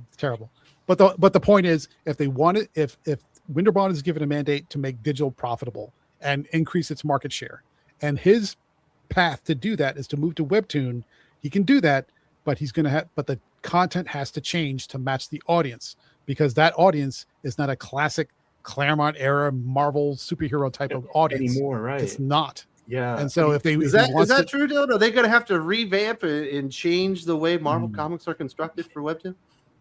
I guess I don't know what Webtoons audience likes. I don't read Webtoons. I don't know anyone that reads Webtoons. Gay bullshit is what they the like. only guy on the panel that might have read them. Come on, man. Oh, No, but the DC did the example. DC did it. They had a hit on their hands, and what was the hit? Wayne Family Adventures, which is Right. not at all what anybody would characterize as a classic Batman story. Right. Yeah, and it's cute. That one and it's did made for perform chicks. better than any of the Marvel stuff. Exactly. Yes, exactly. Yeah, because, and it, it makes- because it caters to the audience. And it makes me want to punch a baby in the face. So we're not the audience Take anymore. one like Because that. it caters to the Webtoon audience. The Webtoon audience is not the classic Big Two audience. It's a And completely AL different reads audience. Webtoon and she loves superhero books. So does JK. AL is an Oh, okay. This is like the Catherine Bigelow argument when I said, like, they can't do these. And what about Catherine Bigelow? Oh, Well, you found said one women example in should a do action haystack. films. I was like, what about Catherine Bigelow? She's a great action film director. You found one. You found You one. said women Good can't job. write. I say, Karen Travis is your favorite Star Yeah, Wars writer. What are you talking about? No, I didn't say they can't write. I said that things need to be based on merit. And when you look at all of the merit available, it's going to weigh heavier, it's going to weigh much heavier with men writing stories for men. Not going to happen. Though. I think Occasionally, you Gabe's will right. have somebody like a Karen Travis who is a war correspondent and kind of understands like what it is that Dana motivates DeGuera's the men. next Karen Travis, dude. Oh, man. Plus, Gabe may be right. I mean, You know what- he's reminding me of something. Like, Gabe, you reminded me of a quote, a 40-year-old quote from a magazine publisher. Now, these are my magazine publishings. They're just on a digital platform, but they're still periodicals in a way. It was Bob Guccione Jr. of Spin Magazine, and he said that teenage girls run the world. And he was talking about because they have the most disposable income. And What? so yeah, well, I mean, about throwing money at things. Like Yeah, you just can make a lot of wasting money. money. You know, yeah. Tell them to go give talk my to Todd sons any McFarlane money about whatsoever. I guarantee you, Gabe just gives his girls $100 bills every day. Or Spend does it. that go to Starbucks, or does it depends on where that revenue stream goes, but it's all coming through that the, Teaser, dude. I was going to say My the girl. hose, but I didn't want to do a homonym there, But I mean, teenage girls run the world, or women run the world. Like Beyonce was right; they make a lot of money, they spend a lot of money. Well, no, Beyonce's not actually right. Actually, a cabal of secret, blood drinking Satanist, they run the world. But PDF files. Put it Yeah. put it a different way. A middle-aged man with gray hair who has disposable income is not going to go to Webtoon. He's going to spend his money on more variant covers for X-Men. If they're available, the way you guys say it, that would be the end of publishing. Yeah, and you know what? Drive off all the Whenever- collectors and speculators. And if they do, those people's money will just end up on back issues or on G.I. Joe Classifieds. video games or GI Joe classifieds, like fucking myself. and listen, and then ultimately, hey, this wouldn't be a problem. Like if you actually could capture a new audience, if they were bringing in all these new readers that they thought they were going to get, that you'd be like, yeah, well, it was a sound business decision, wasn't it? But it's like, because eventually, we are aging out of this. It's like Dylan is granted, luckily Dylan has taste as a young man, and he's like, yeah, no, these books are good and these books are crap. But for the most part, would you really have read Batman into your 60s, Wes? Even if it was great, I'm close. I'm playing it. You're not going to read I Batman. think it's It's the end of the day. I'm not At the reading end of the Batman day- now. I've left the it end of the day- behind. We That do is have to right. recognize that these companies have no loyalty to us. They are businesses. They are corporations with no loyalty to any particular audience. It is whatever is going to generate them the most revenue.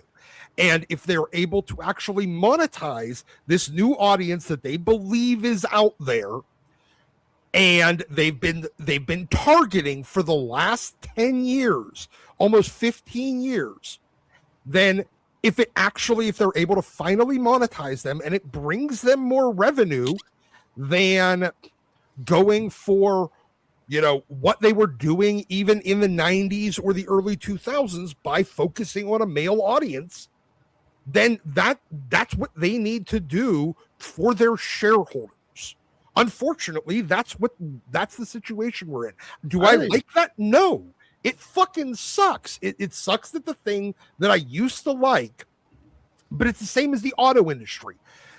For how many decades did they focus on 18 to 35-year-old men with decent money, and then 35 to 70-year-old men that liked working on their cars? And do you know what the entire auto industry has pivoted to? Electric, which you can't fucking work on.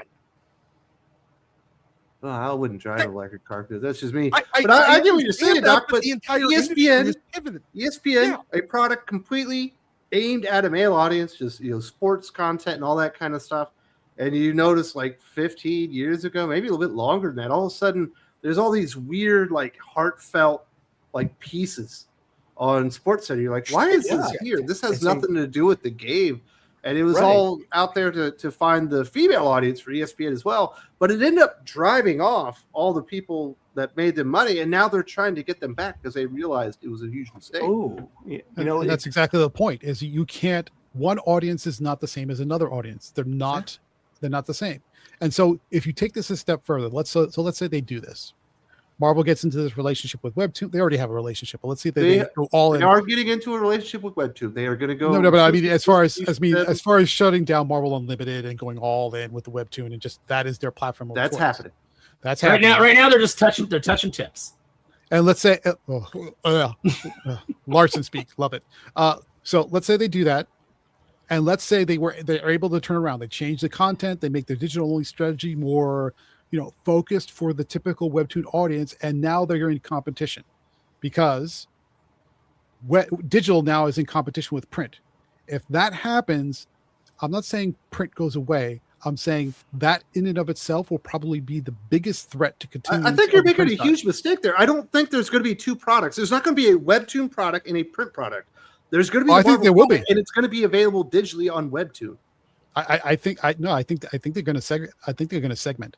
I think they're going to segregate. I think it's the people that are doing it. That's not the plan. I'm fairly convinced that strategy. They're saying that now, but their strategy, once they get into the reality of it, is going to change. They're going to see that the people who buy print, are not the people who go to Webtoon. It's a different audience, and they're going to see that really quick, and they're going to have to pivot. And when they pivot, they're going to realize that they have to basically create two types of comics. Wes, you're definitely at least partially wrong here. There is two products because there's already two products. There's the Marvel Unlimited exclusives. Those but they do shit in print. They do garbage in print. X-Men Green, that fucking one where Wolverine fell out of the sky for 6 issues. What was the one that they just did? That was the Iceman one that they just brought in. But that was digital only. That was terrible. And it wastes paper. It wastes shelf space. I mean, seriously, why even bother printing it? But it's going on at a time compared to the 80 going on in Marvel Comics. I understand that, but you're looking at as if everything as business is going to remain in a time capsule. If they release that terrible fucking Iceman book on Marvel Unlimited, it does, I don't know, a couple of views.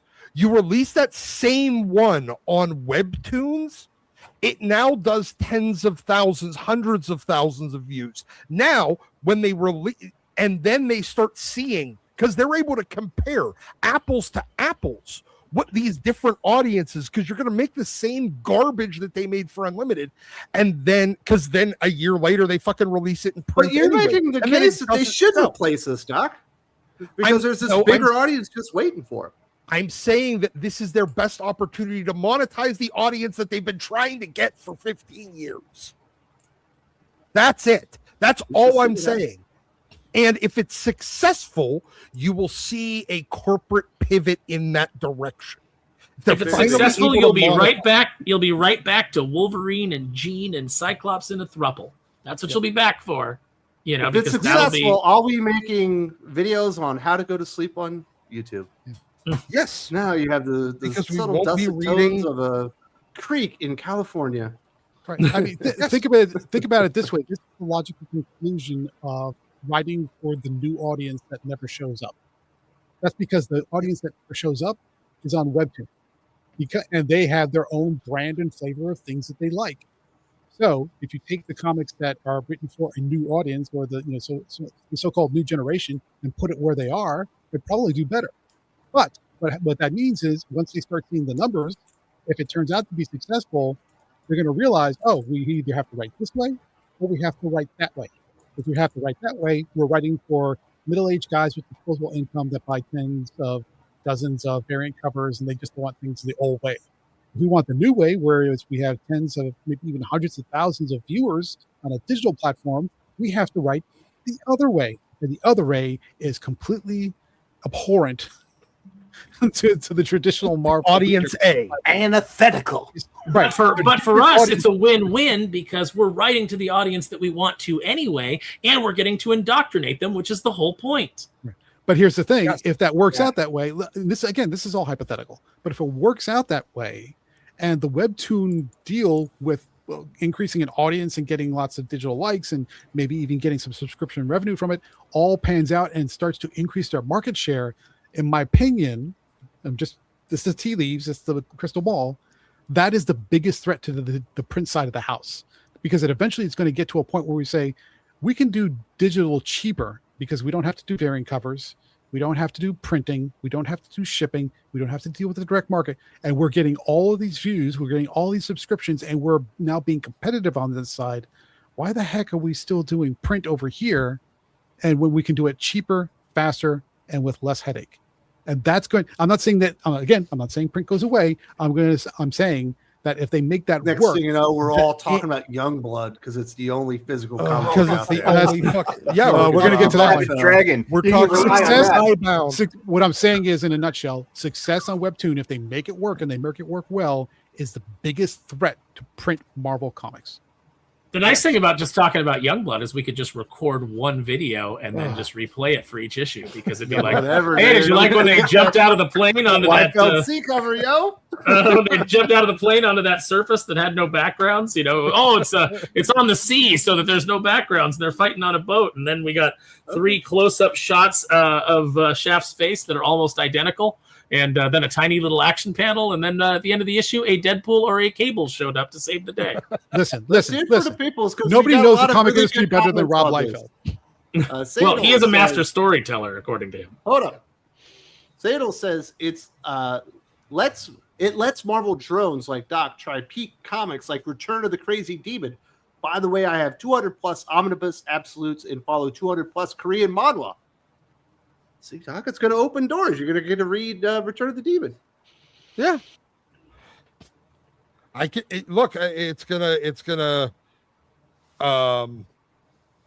it will let me just spend all of my money on not new product. Yeah, you just pay for the subscription. Yeah, I'm gonna not, but then they're just gonna start that other stuff. Honestly, they might even start memory holing some of their old stuff. Man, you guys are really doom and gloom on this one. Yeah. Dylan, are you with me? You're going to come join the Webtoon family? Oh no. I don't care about Webtoons. You I'm don't on notice my own. how quiet Dylan has been through this whole topic? It's like he can give a shit. Pretty much. What do you think? Listen to all DC these comics? old You think morning DC isn't people gonna go to Webtoon after this? I mean, doesn't feel like it for right now. We should all sign up for Dude, we could make a subscription. guild on Webtoon. Oh my god, that's not how that works. We're back to guilds. We could all do adventures together. It says there are manhwa webtoons that aren't all cutesy stuff. The tutorial is too tough. On Tapas, for example, has developed into an incredible Silver Age All-Star Superman type story. Yeah, see, like not everything on Webtoons could be like that. I know Common America does a lot of material on Webtoon as well. Common America is a book for girls. Well, it's a superhero book for It's a superhero Really book, hot but it girls. appeals to girls. in men. Yeah, I It's think like Common Sailor Eric's Moon. pretty good. It's like Sailor Moon. Yeah. Sandals isn't wrong, but the exception does not disprove the rule. It Yeah, does. there's more than just like. Come on, what are you talking about, Gabe? Catherine Bigelow is an excellent action director. I was about to say, that's like a Wes staple of the exception does disprove the rule. That's like Wes's go-to. Well, everybody here speaks on absolutes. Well, you gotta leave a little Because wiggle room there. 99 And elements. hey every that's like saying that we're either men or women because 0.001 are born hermaphroditic. Like, no, Doc, we how can could you say that these people things? are- About, have you ever used Webtoon, Doc? Yeah, I've tried it. It Oh, was well, you've not done more fun. than me. I Then. did Never mind. yes.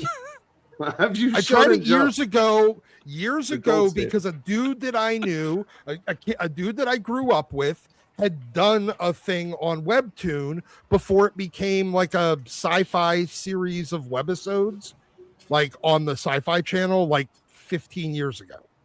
And I wanted to check out the comic, the Webtoon comic that it was based off of.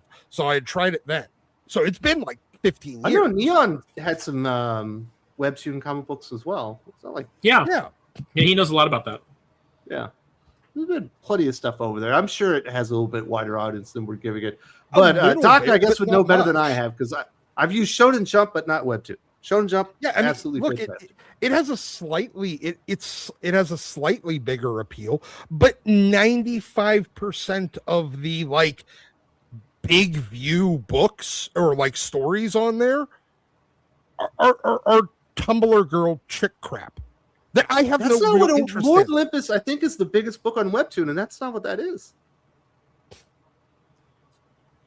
The exception, Honestly, exception does I not can't tell disprove the you. rule. No, Yeah, but it's I the know. biggest book. Okay, At least the one Okay, so what Batman book, what Spider-Man book, which one is going to compete with Lore Olympus? My question. Oh shit, dude! You My throw fucking question Hush for- in there. Everybody want to read that. My Best question little for people Wes ever. is so by Wes's logic, when Spawn 300 was the #1 book on the market, Image Comics was the biggest publisher, and No, you're Supernatural saying horror all the was the most biggest popular books on genre in- Webtoon. No, are I said cutesy, like, 95%. Hello Kitty books, and I'm I saying said 95% of the big books. That's I don't know. 95%. I just know a couple of the bigger books that have See, been printed out. AL just said Lore Olympus, Wes. That's a chick book. It probably is a chick book, but I don't think it's like Hello Kitty. I think there's some action stuff in there. Isn't it like a big sci-fi book? I like that no one knows anything they're talking don't- about right now, I but don't- everyone's talking passionately about it. It's great. No one has any Yes! idea, but everyone's Look, I like, don't know- I don't I know what- believe this. Don't know, but I believe it very Hey, I'm passionately. taking I didn't have an opinion on Lore Olympus one way or the other. I'm going with don't- AL's opinion. She knows. Maybe it I is a don't know chick what- book. I figured it was action. Had a good name.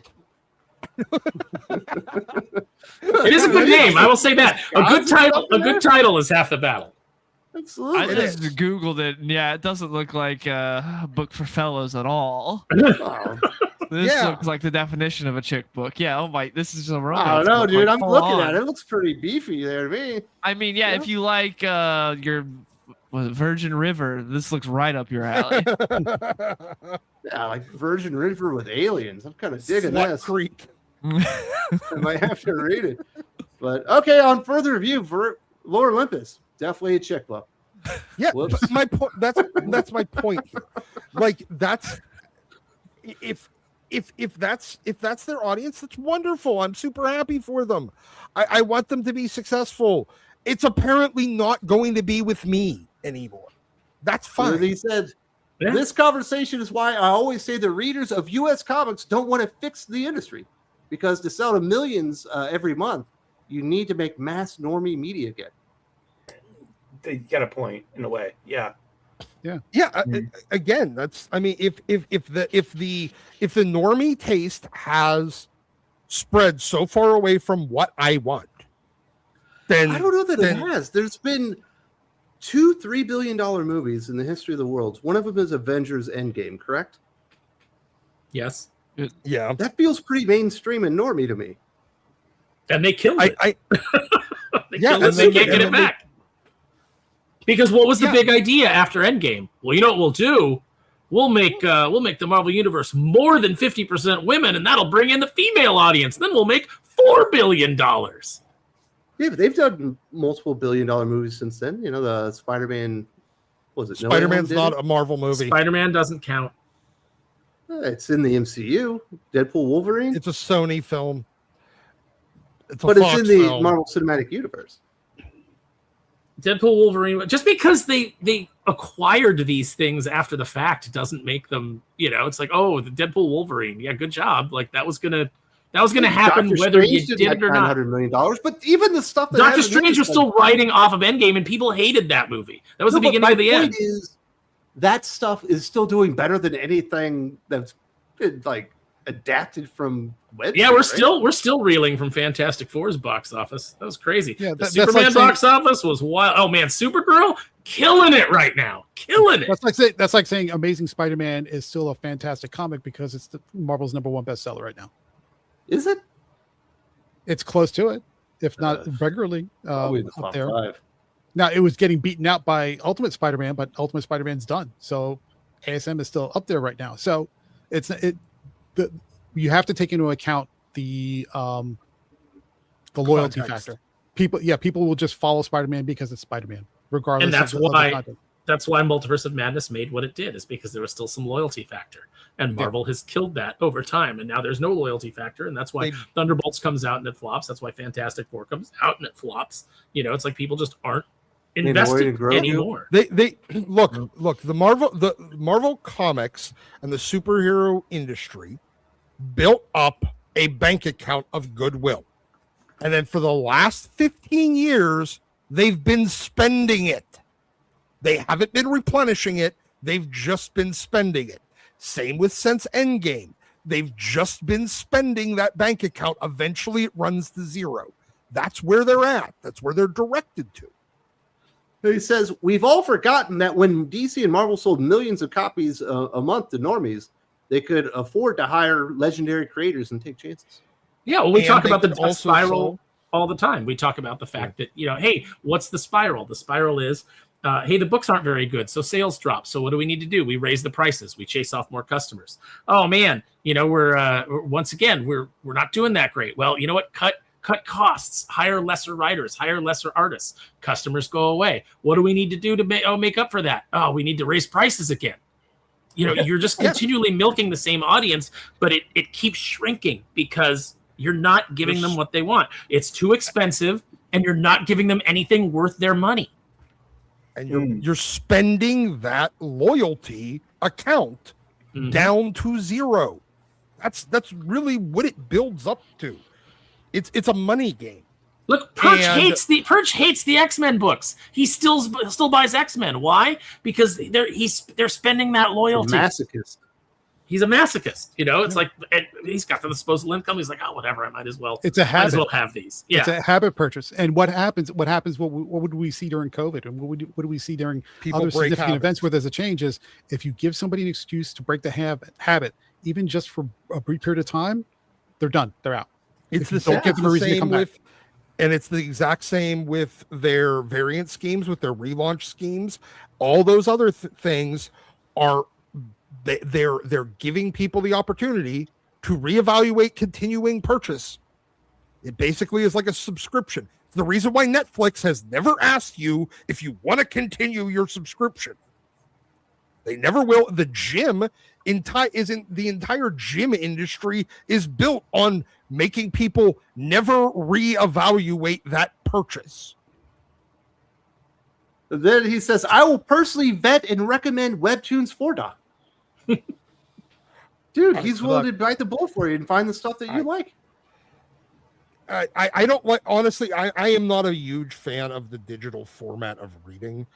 I like holding things in my hand. So honestly, I'm never going to be their target audience, regardless of the content. It was the reason why it was so hard for me to read. And while I really, really liked it, the John Byrne Elsewhen, whenever he was releasing it, I enjoyed reading it, but I hated reading it because I had to read it digital. Yep. Now I got that hard. I have a fucking tablet. I still hate reading it digital. Yeah, And then I do whenever- too.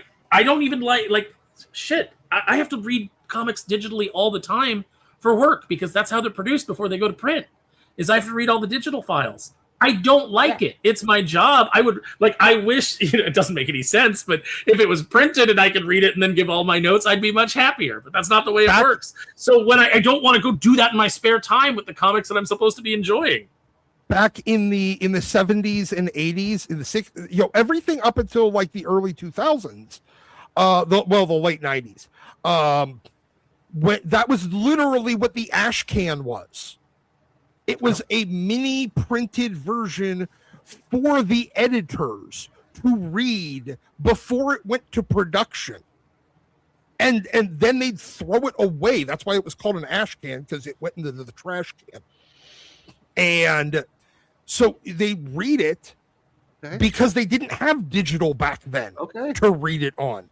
So now that it's digital, it fucking sucks for them, as a reader. But now I pick up that Elsewhen hardcover. Yeah, I fucking love it. Rate that 7. The key might be to have 2 separate lines of digital Marvel superhero books. One for girls, one for boys. Oh no, it's the manga model.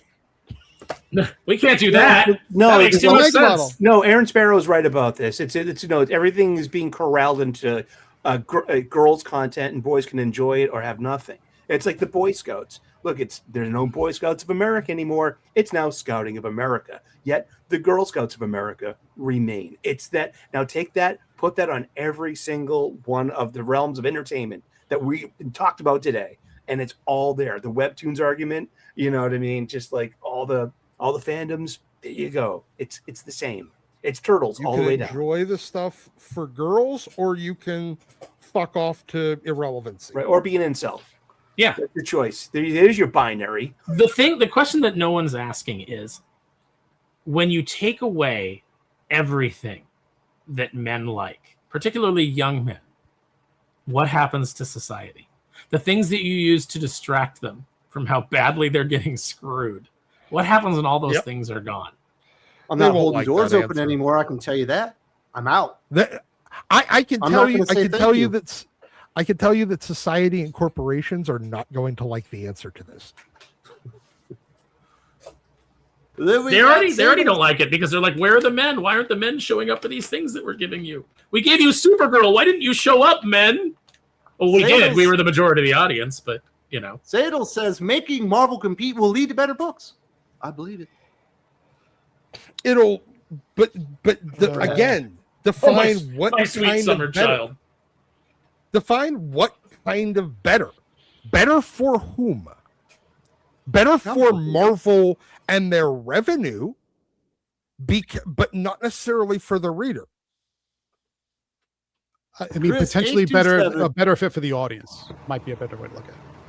Chris 827. Hey aficionados, do you think Marvel asked Todd McFarlane to draw ASM 1000 variant cover?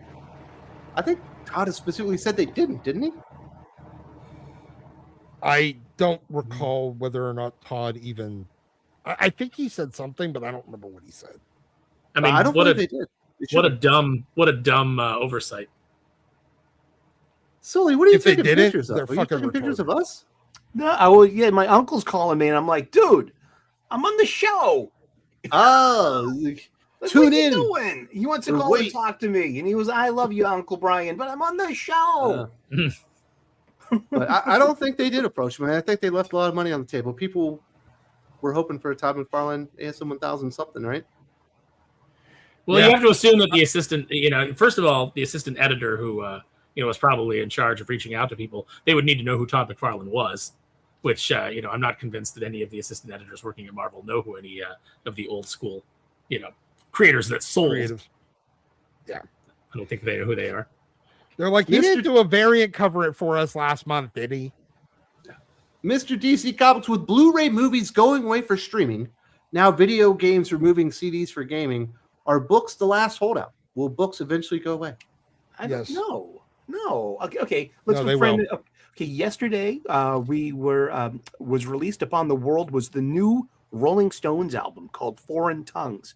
14 tracks of great music. I bought one on compact disc for $21.96. You know what I mean? I understand. it's Once still again, out there, it's still a niche. you're pulling a Wes of the exception that somehow disproves the rule. I think yes, we're going to a they- paperless society. We are We got to going save to the trees by doing more lithium No, batteries. No, that's not why. It's not about saving the trees. It's about when it's digital, we can change it at any moment. We can Yeah, change true, the too. message when it becomes inconvenient. We don't want you reading 1984. We don't want you reading Animal Farm. Hey, watch this digital version of Animal Farm where capitalism is the villain, not communism. Communism is good. That's the reason they want to move to a digital society. Yeah, and additionally, it aligns with UN Agenda 21 and UN Agenda 2030 goals of you will own nothing and you will love it. Because when you own physical property, Fahrenheit 451. yeah, exactly. Yeah, Fahrenheit 451. That's right. Yeah. Yeah, I think we're probably going to get there. Comic books might be one of the last holdouts, Al, because there is a collectability value to them that a lot of other things don't have. Federico de la Casa. I watched Perch about Webtoon, and he says that no way Marvel will leave physical media. Here, I see that only us old nerds keep the market alive. Here, I believe he's talking about Italy. But I don't think there's like no way ever. I think eventually that probably will happen, but I don't think that this deal is what that is about. No, it's not directly about that, but that's the second, third order effects down the line if this is a successful deal. Mm-hmm. It's not that it's not impossible ever. It's the idea that it's not likely or even remotely possible today with the numbers as they are today. But like we said earlier, if Webtoon pans out, becomes competitive and becomes profitable in a competitive way, I think that opinions might start to change on that. They will eventually follow the money. Yep. And if the Listen, money goes and, that and way, again, this so goes does the hand in product. this goes hand in hand with what Marvel has been talking about for years now, and which gets closer every single year, which is when they just farm out these things to somebody else.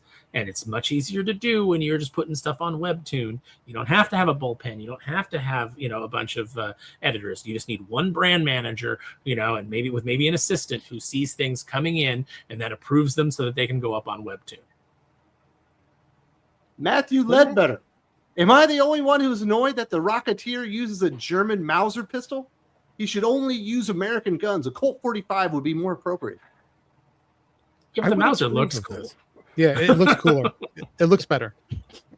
A classic Yeah. Colt? Nah, 1911 is so cool. I mean, but there's a reason that even like Cobra Commander has a Luger. It's just because it looks cool. You're the one reading probably the pretty Rocketeer easy to draw. books, Gabe. Does it bother you? Not the least. No. Especially because it's very common that, if we're talking about the period piece where the things are happening during World War II, it would be very common for him to just, if he's taking down an enemy, he'll confiscate the enemy's Acquire weapon and he'll use it and he'll just sidearm? keep using whatever.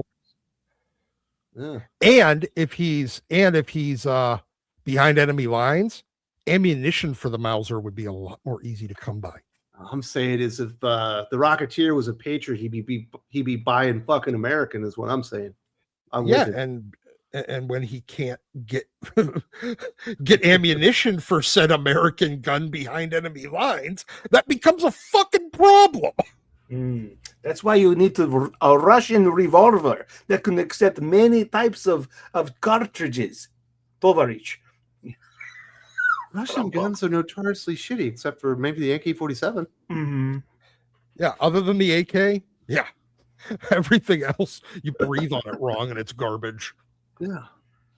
Sandals putting themselves side by side with Mama also makes the big two realize they can publish medical, business, sport, etc. stories again.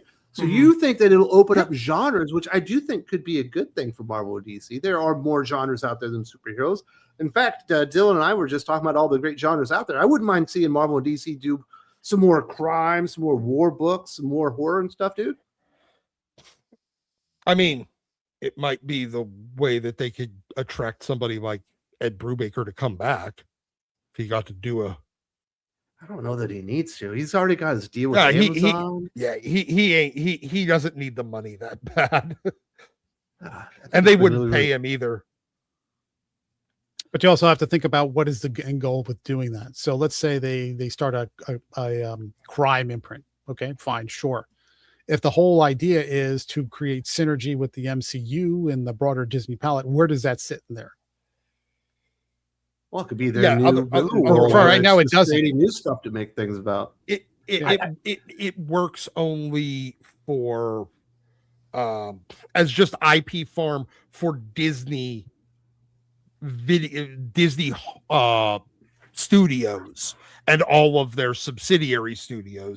That just makes Marvel into another Disney. I got it. Frank Miller's Darkwing Duck. Come on. Who's in? Oh, I am. dude. I don't want to hear Aaron crap all over Frank Miller. Think about it, man. Frank Miller's Darkwing Duck. I wouldn't. Gabe gets it a 9.5 out of 10, and then Sparrow's just crapping on him for a year for not understanding Darkwing.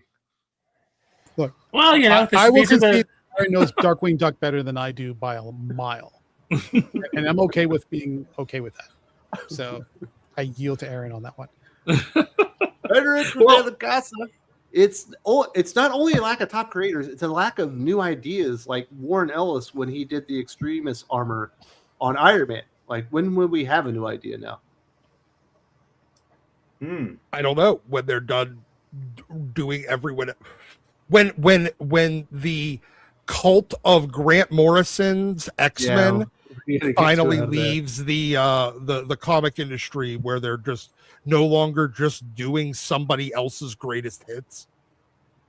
I don't know, it feels like we think got a it's even new more idea simple right than now, that. Dylan, on Aquaman, right? Nobody's really done that with Aquaman. Yeah, I thought he's maybe talking about Marvel, but yeah, Well, yeah. I'd say we get some new ideas. Like Infernal Hulk is a different type of story we're getting right now. I'd say that's a Yeah. new It's idea. it's We get interesting.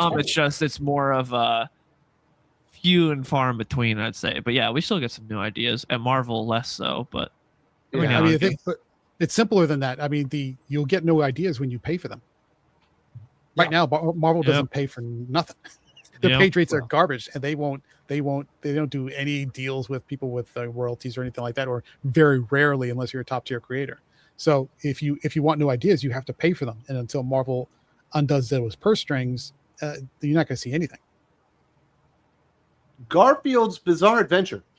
If an artist is attached to a crowdfunding project and they wind up leaving the project before it gets completed, do you think the backers are entitled to a refund? Yes. Yes. I'm experiencing this now with one of the crowdfunders I backed, and the writer has gone out and got a new artist at his own expense. That's one way to take. At least he's. I treat it as it's a bait and switch. Mm. Now, it might not have been an intentional one, but you evaluated your purchase based on information provided. It's kind of like if when Marvel and DC solicit a title and then you end up with, I mean, it's one thing when it's a fill-in artist for one issue, but if they are announcing the launch of some project, like an Alex Ross, Fantastic Four first, full circle, and then it gets released with Igor Cordy, I'd be like, fuck no, I'm not following through with this purchase. I pre-ordered under the expectation I was getting Alex Ross. You gave me Igor fucking Cordy. No. I feel like supporting crowdfunding is different than buying a Marvel book off the shelf. Mm. No, and I understand that. But at the end of the day, it's like, okay, I'll take a car, for example.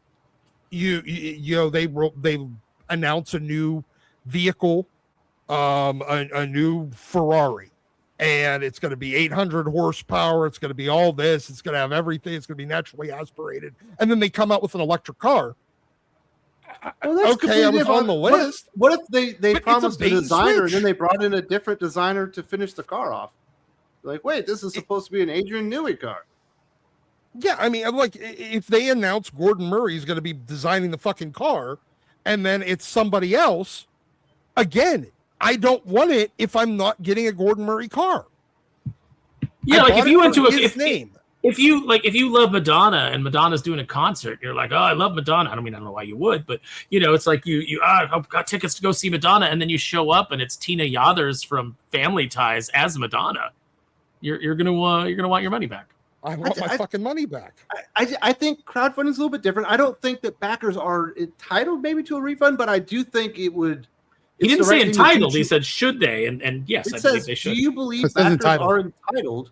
I don't think that they are entitled to a refund, but I do think the person that created the project should offer a refund. Maybe Because there's some people might have supported the book just for that person. They're maybe entitled to the Well, option. then there's of a no refund. problem. There's no problem offering a refund then, because if they supported it for you, then they will still stick with their order, even though the artist has been replaced. That's what I'm saying. if- I don't think that they're entitled to the refund, but I think that they should offer one. Are we I think talking like legally entitled? I think that they're morally entitled. maybe there's a fundamental misunderstanding about backing a project. We're more of a patron of the arts, and we get a reward. We are not directly buying a comic book from. Nobody goes into a No. Kickstarter I've thinking heard that that they're a patron explanation of the. before. Yeah. No one Nobody goes into it does. thinking that. Yeah, nobody goes to Kickstarter or Indiegogo and offers to back a project with with an expectation of uncertain not expectation getting they'll it. I ever get get it. what they put That's- money into. Okay, this is the thing.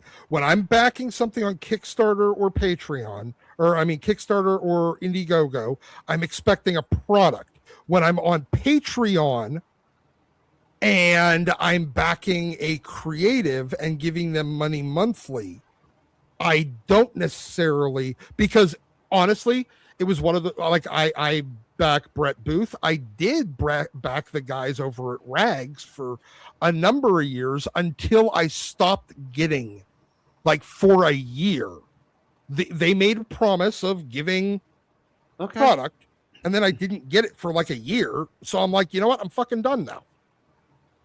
I think on the site you have terms of service, and if you were entitled to a refund because of the terms of service, then you're entitled to it. But I don't think that would be in there. But I'd have to read up on it more, I guess. I think if you were interested right in customer service and in servicing your, in doing the right thing, I think that yes, you offer a refund if that happens. Yes, I think morally you should offer the refund. But it depends on the terms of service whether or not you don't get to be Darth Vader. You don't get to say, "I am altering the deal. Pray I don't alter it any further." That was cool. Interesting. And then Sandal says, Ablaze is starting to print manhwa books or not. Ablaze has been doing some really cool stuff where they were taking European comics and adapting them to English, and now they've been going and grabbing more manga and manhwa as well.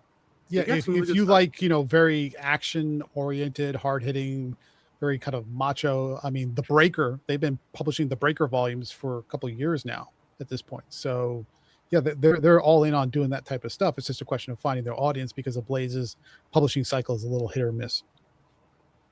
Yeah, but when you can get a hold of them, they're really, really good. I would definitely recommend that to anybody, not just the manhwa stuff. I grabbed their European books too. They had a really great Sumerian Conan books there for a while too.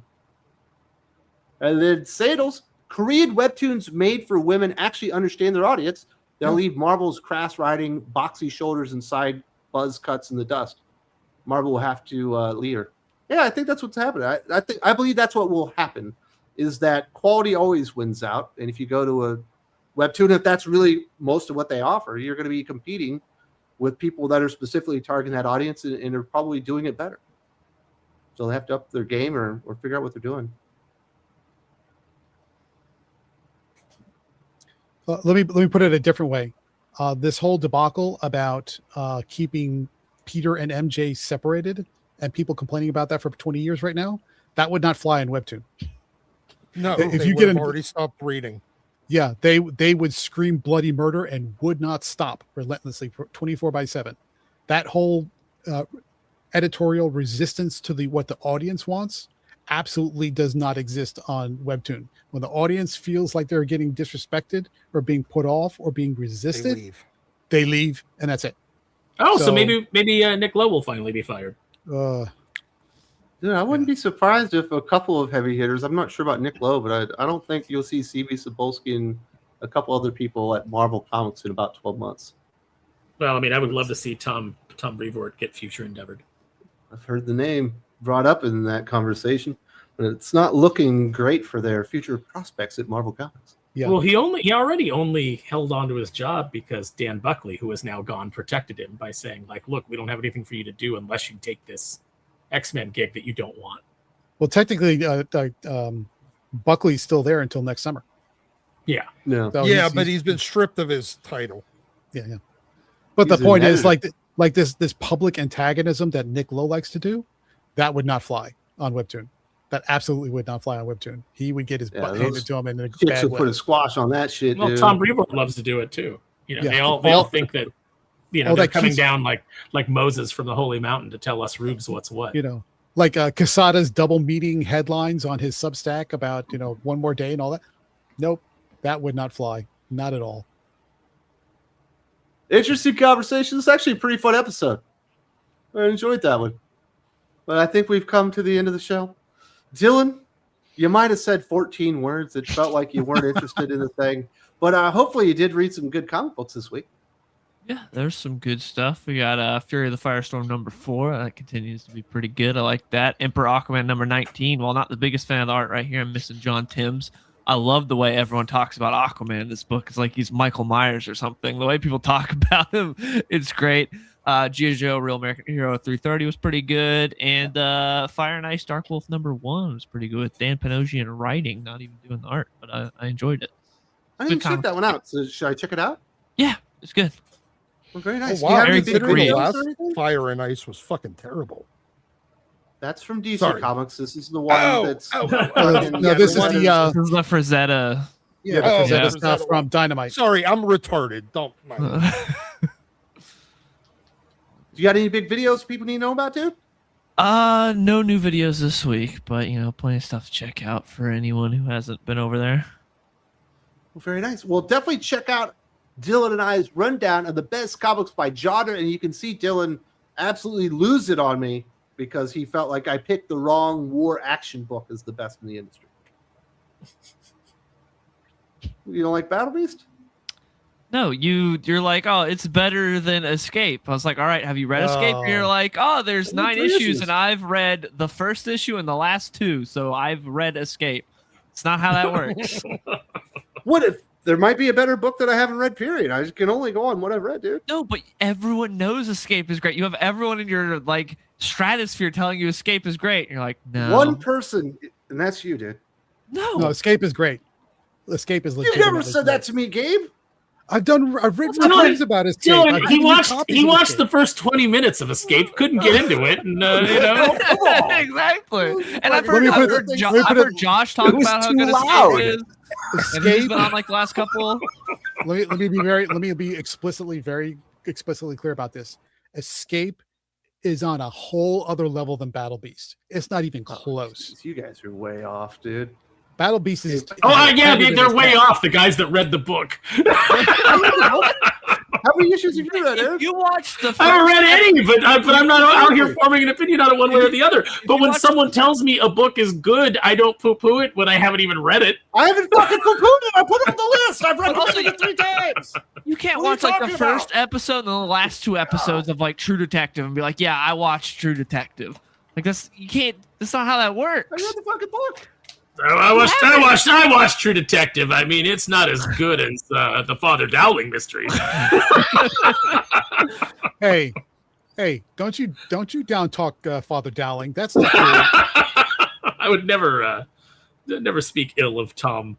What's his name? Bosley. That's such an insane way to experience something that you say you like, to just watch the first, or to read the first and then the last 2 when there's 9 issues out. I could have a busy life. I've got 3 kids. You chose to read Black Cat. What? You chose to read Black Cat. Did Escape come out this week? I would have fucking read it. There's a bunch of issues that are out that you haven't read. Oh my goodness. There's plenty of issues of Escape for you to read that you have chose not to read. I'll get to it when I get to it. You are not the boss of me. I live my life on my terms, not yours, Dylan.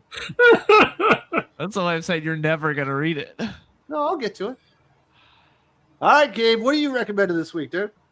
I'm pretty much aligned with Dylan on this one. So Fury Firestorm, I think I was surprised. Jeff Lemire did not do, I think, the best job starting off Absolute Flash, but Fury Firestorm has held up so far. I think pretty good. Not perfect, but pretty good.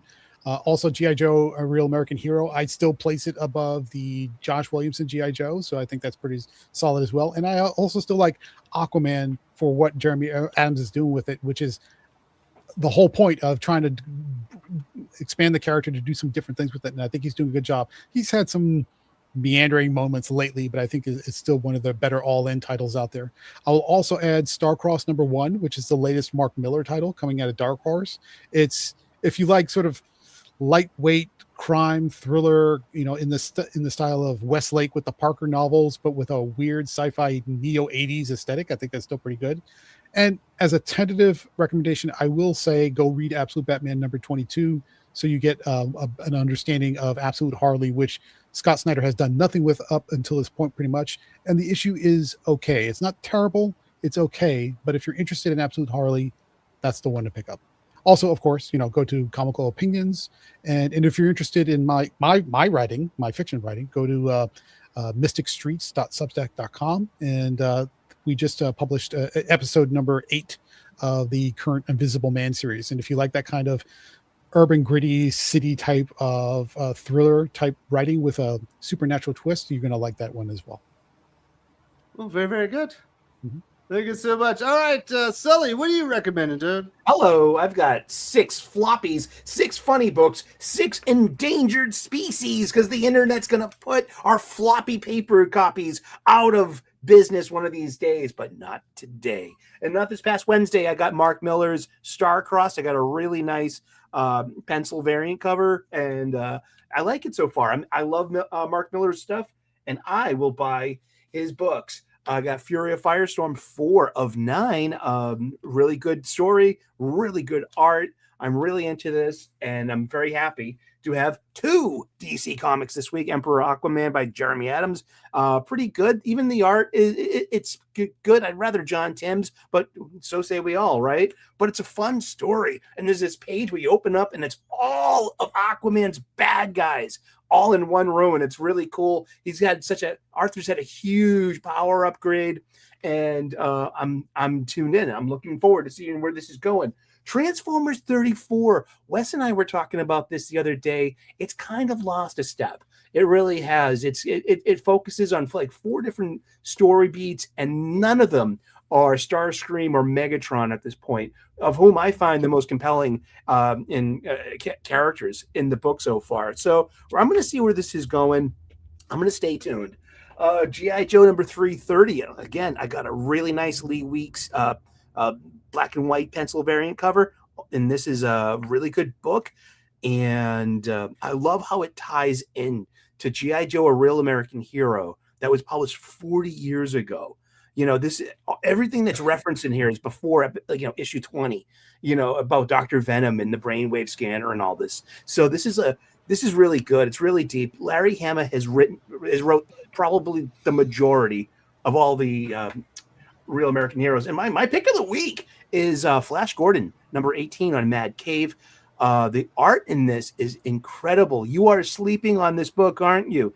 Who is buying this book besides me? There's only a couple of thousand of us, but you should be buying it. Dan Abnett took over from Jeremy Adams, is doing a wonderful job. It's a really good story, great heroes, and like I said, the art in this is really, really good. Don't sleep on this. Don't miss out. And those are my picks of the week. Thank you so very much for everyone out there in TV land. You can tune into my channel every once a week. I do a pre-recorded live from my local comic book shop once a week, and then we talk about funny books and the goings on, what's going on in our funny comics news. So come on by and subscribe. Thank you so much. Dude, Did you say pre-recorded live as pre-recorded in just a live video? before a studio audience? Yeah, do a weekly comic show. Don't we all? You still on vacation? Yes, I'm for one more day, and then I go back to work on Monday. Oh, very nice. One more day. One more day is bullshit. One more day. Yeah. You triggered me. Converting people. Give me my It's Jeff comic. Oh, it's All right, Sparrow. Normally you recommend toys, but you're not gonna be able to show them off this week. What do you recommend? No, I actually didn't. I went to a comic shop while I was up in Washington, but it was there was nothing there that really impressed me and grabbed my attention. And then I didn't make it to the. You didn't. I didn't make it to the Wednesday, so I didn't. And I didn't know the Great Escape debate was happening. I thought that was against the law. Until I heard Dylan's. Well, I mean, I had to hear Dylan recommend it, and then you say, "Yeah, I read it 7 times on the show." But also, Aaron doesn't read a whole lot of current comics going on. You read a ton, and you choose to read a lot of garbage. I chose to read 2 extra issues of Escape after I decided to stop reading it, and I've decided to get into it again. Although I'm thinking about dropping it now that it's caused so much frustration in my life recently. I feel like if you drop it, it's just going to cause more frustration because then we're going to be on it every week. Nope. My recommendations this week is I got my copy of John Byrne's Elsewhen. It's so funny that he got attacked by Heather Ontos because John Byrne is damn it, Sully, you've got Jeff in my head all the time now. I was thinking about that stupid land shark. Yes! So John Byrne is as lefty as Heather Ontos, so it was just so stupid that she attacked him. But it did raise a lot of awareness for a great project. This is a really great hardcover. Mine came just really pristine. I know some people like Amazon just threw it in a bag and shipped it to them, but mine came all nicely packed in a box, so I was happy about that. So yeah, I would definitely say go out and check it out. It's a lot of fun. It's interesting, alternate take on X-Men history. So I rather like that. And then toy wise, I finally made it up to my dad's where my Shumagorath figure was waiting, and that thing is cool as hell. So if you like Marvel vs. Capcom or you just like Doctor Strange villains, go pick yourself up the Shumagorath figure from Marvel Legends. Are you going to be getting the Marvel Rivals Captain America skin action figure? Well, I mean, when they do the rivals dangling figures, I will. The one with the I saw that. Like he's with junk jiggle physics. yeah, he's like packing some serious marble bag there. No, I'm not gonna go ahead. I think it was magnificent. Good obscene, but magnificent. That's not moose knuckle. That's the whole moose right there. Yeah, it's like when Dylan and I were talking, it's like you can't mushroom stamp with somebody. You like whale them or something. What are you doing? Man, with that thing? you You're couldn't gonna just stamp. dislocate a jaw. You would give a man a concussion. Exactly. Trying to mushroom stamp with that. Jose to B says, check out Zorro's Legacy by Dana Abbott and Aaron Lopresti. I wanted to read that. I haven't got to check it out yet because I read Escape instead. I made a huge mistake, but I definitely want to check out Zorro's Legacy. I've heard a couple good things about it, but I was excited about that one. Well, it's got Aaron Lopresti art, so like, what more do you need? It's got Dana Abbott, although Andy Lanning, but he's still pretty darn good. All right, Doc. Last but not least, you recommend anything this week? I am going to recommend, first of all, that folks go and check out our review of G.I. Joe, A Real American Hero 330. Because I really did like that. Now, I'm going to recommend this. I know that Aaron is not a fan of Matt Blacker. But I kind of liked Mask number 2. I thought there was a lot of action in this book. So it was much less setup than the first issue, but it managed to do a lot. I mean, a lot of action in it. So I definitely recommend checking that out. And then I am going to recommend G.I. Joe, A Real American Hero number 330. I know Sully already covered it. I went with the color cover for this. And as Aaron said, burn X-Men Elsewhere. This book is sold out basically fucking everywhere. Amazon's waiting, and they're not going to get more until I think August for it. I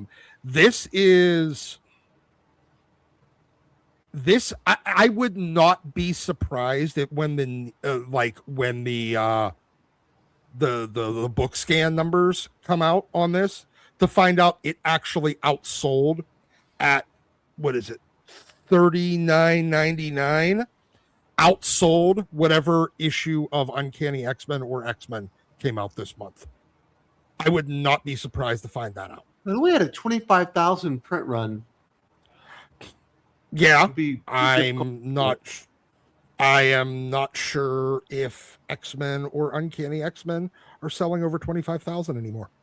This is also a $40 book and not a $5 floppy. Oh, yeah. So. It's at $40. I'm gonna bet that it possibly outsells either of the two flagship X-Men titles at $5. But this book is really fucking good. I read it when it was in black and white, like digitally, when it was, first out. But I mean, it looks so much better in paper. color. It doesn't have the stupid glossy like. It is. It's like a good. It's a thick matte paper that has just enough gloss to not be reflective. It has a good texture to it. But the pages are thick. Yeah, So it's archival quality. Yes, this is an excellently prepared book. It is well worth your $40 in entertainment value alone. It's better quality than the Marvel like hardcovers that they release on a regular basis. Go get it. I don't care if it's not currently available. Place a pre-order. Tell your LCS to order it for you and grab it whenever it comes. If you don't have an LCS, order it on Amazon. You'll eventually get it because there is no way in hell they let this book go out of print. Abrams is not Marvel and they are not retarded. They know what they have on their hands. The numbers on this are going to end up being exceptional, and it's a very, very fun read. I can't wait until number 2 and number 3. So there we go. Very nice. Is it better than Fantastic Four Full Circle? Yes. Okay. That was a really Yes, good- because it's continuing a story that, like, whereas Full Circle was kind of, it was a new story. I mean, you had to understand who the Fantastic Four were, but this is a continuation of, this is from, if it was X-Men 144. Very, very nice. Well, that will do it for a very emotional roller coaster that this Comics Aficionados has been. People were all over the place. Threats were made. People screamed. It was a fun time. But I do need my chicken nuggies. So I'm going to bounce out of here. And it was nice seeing Perch jumped in the stream here at the end, too. Hope you enjoyed the show. Nice. Time Get to out. leave.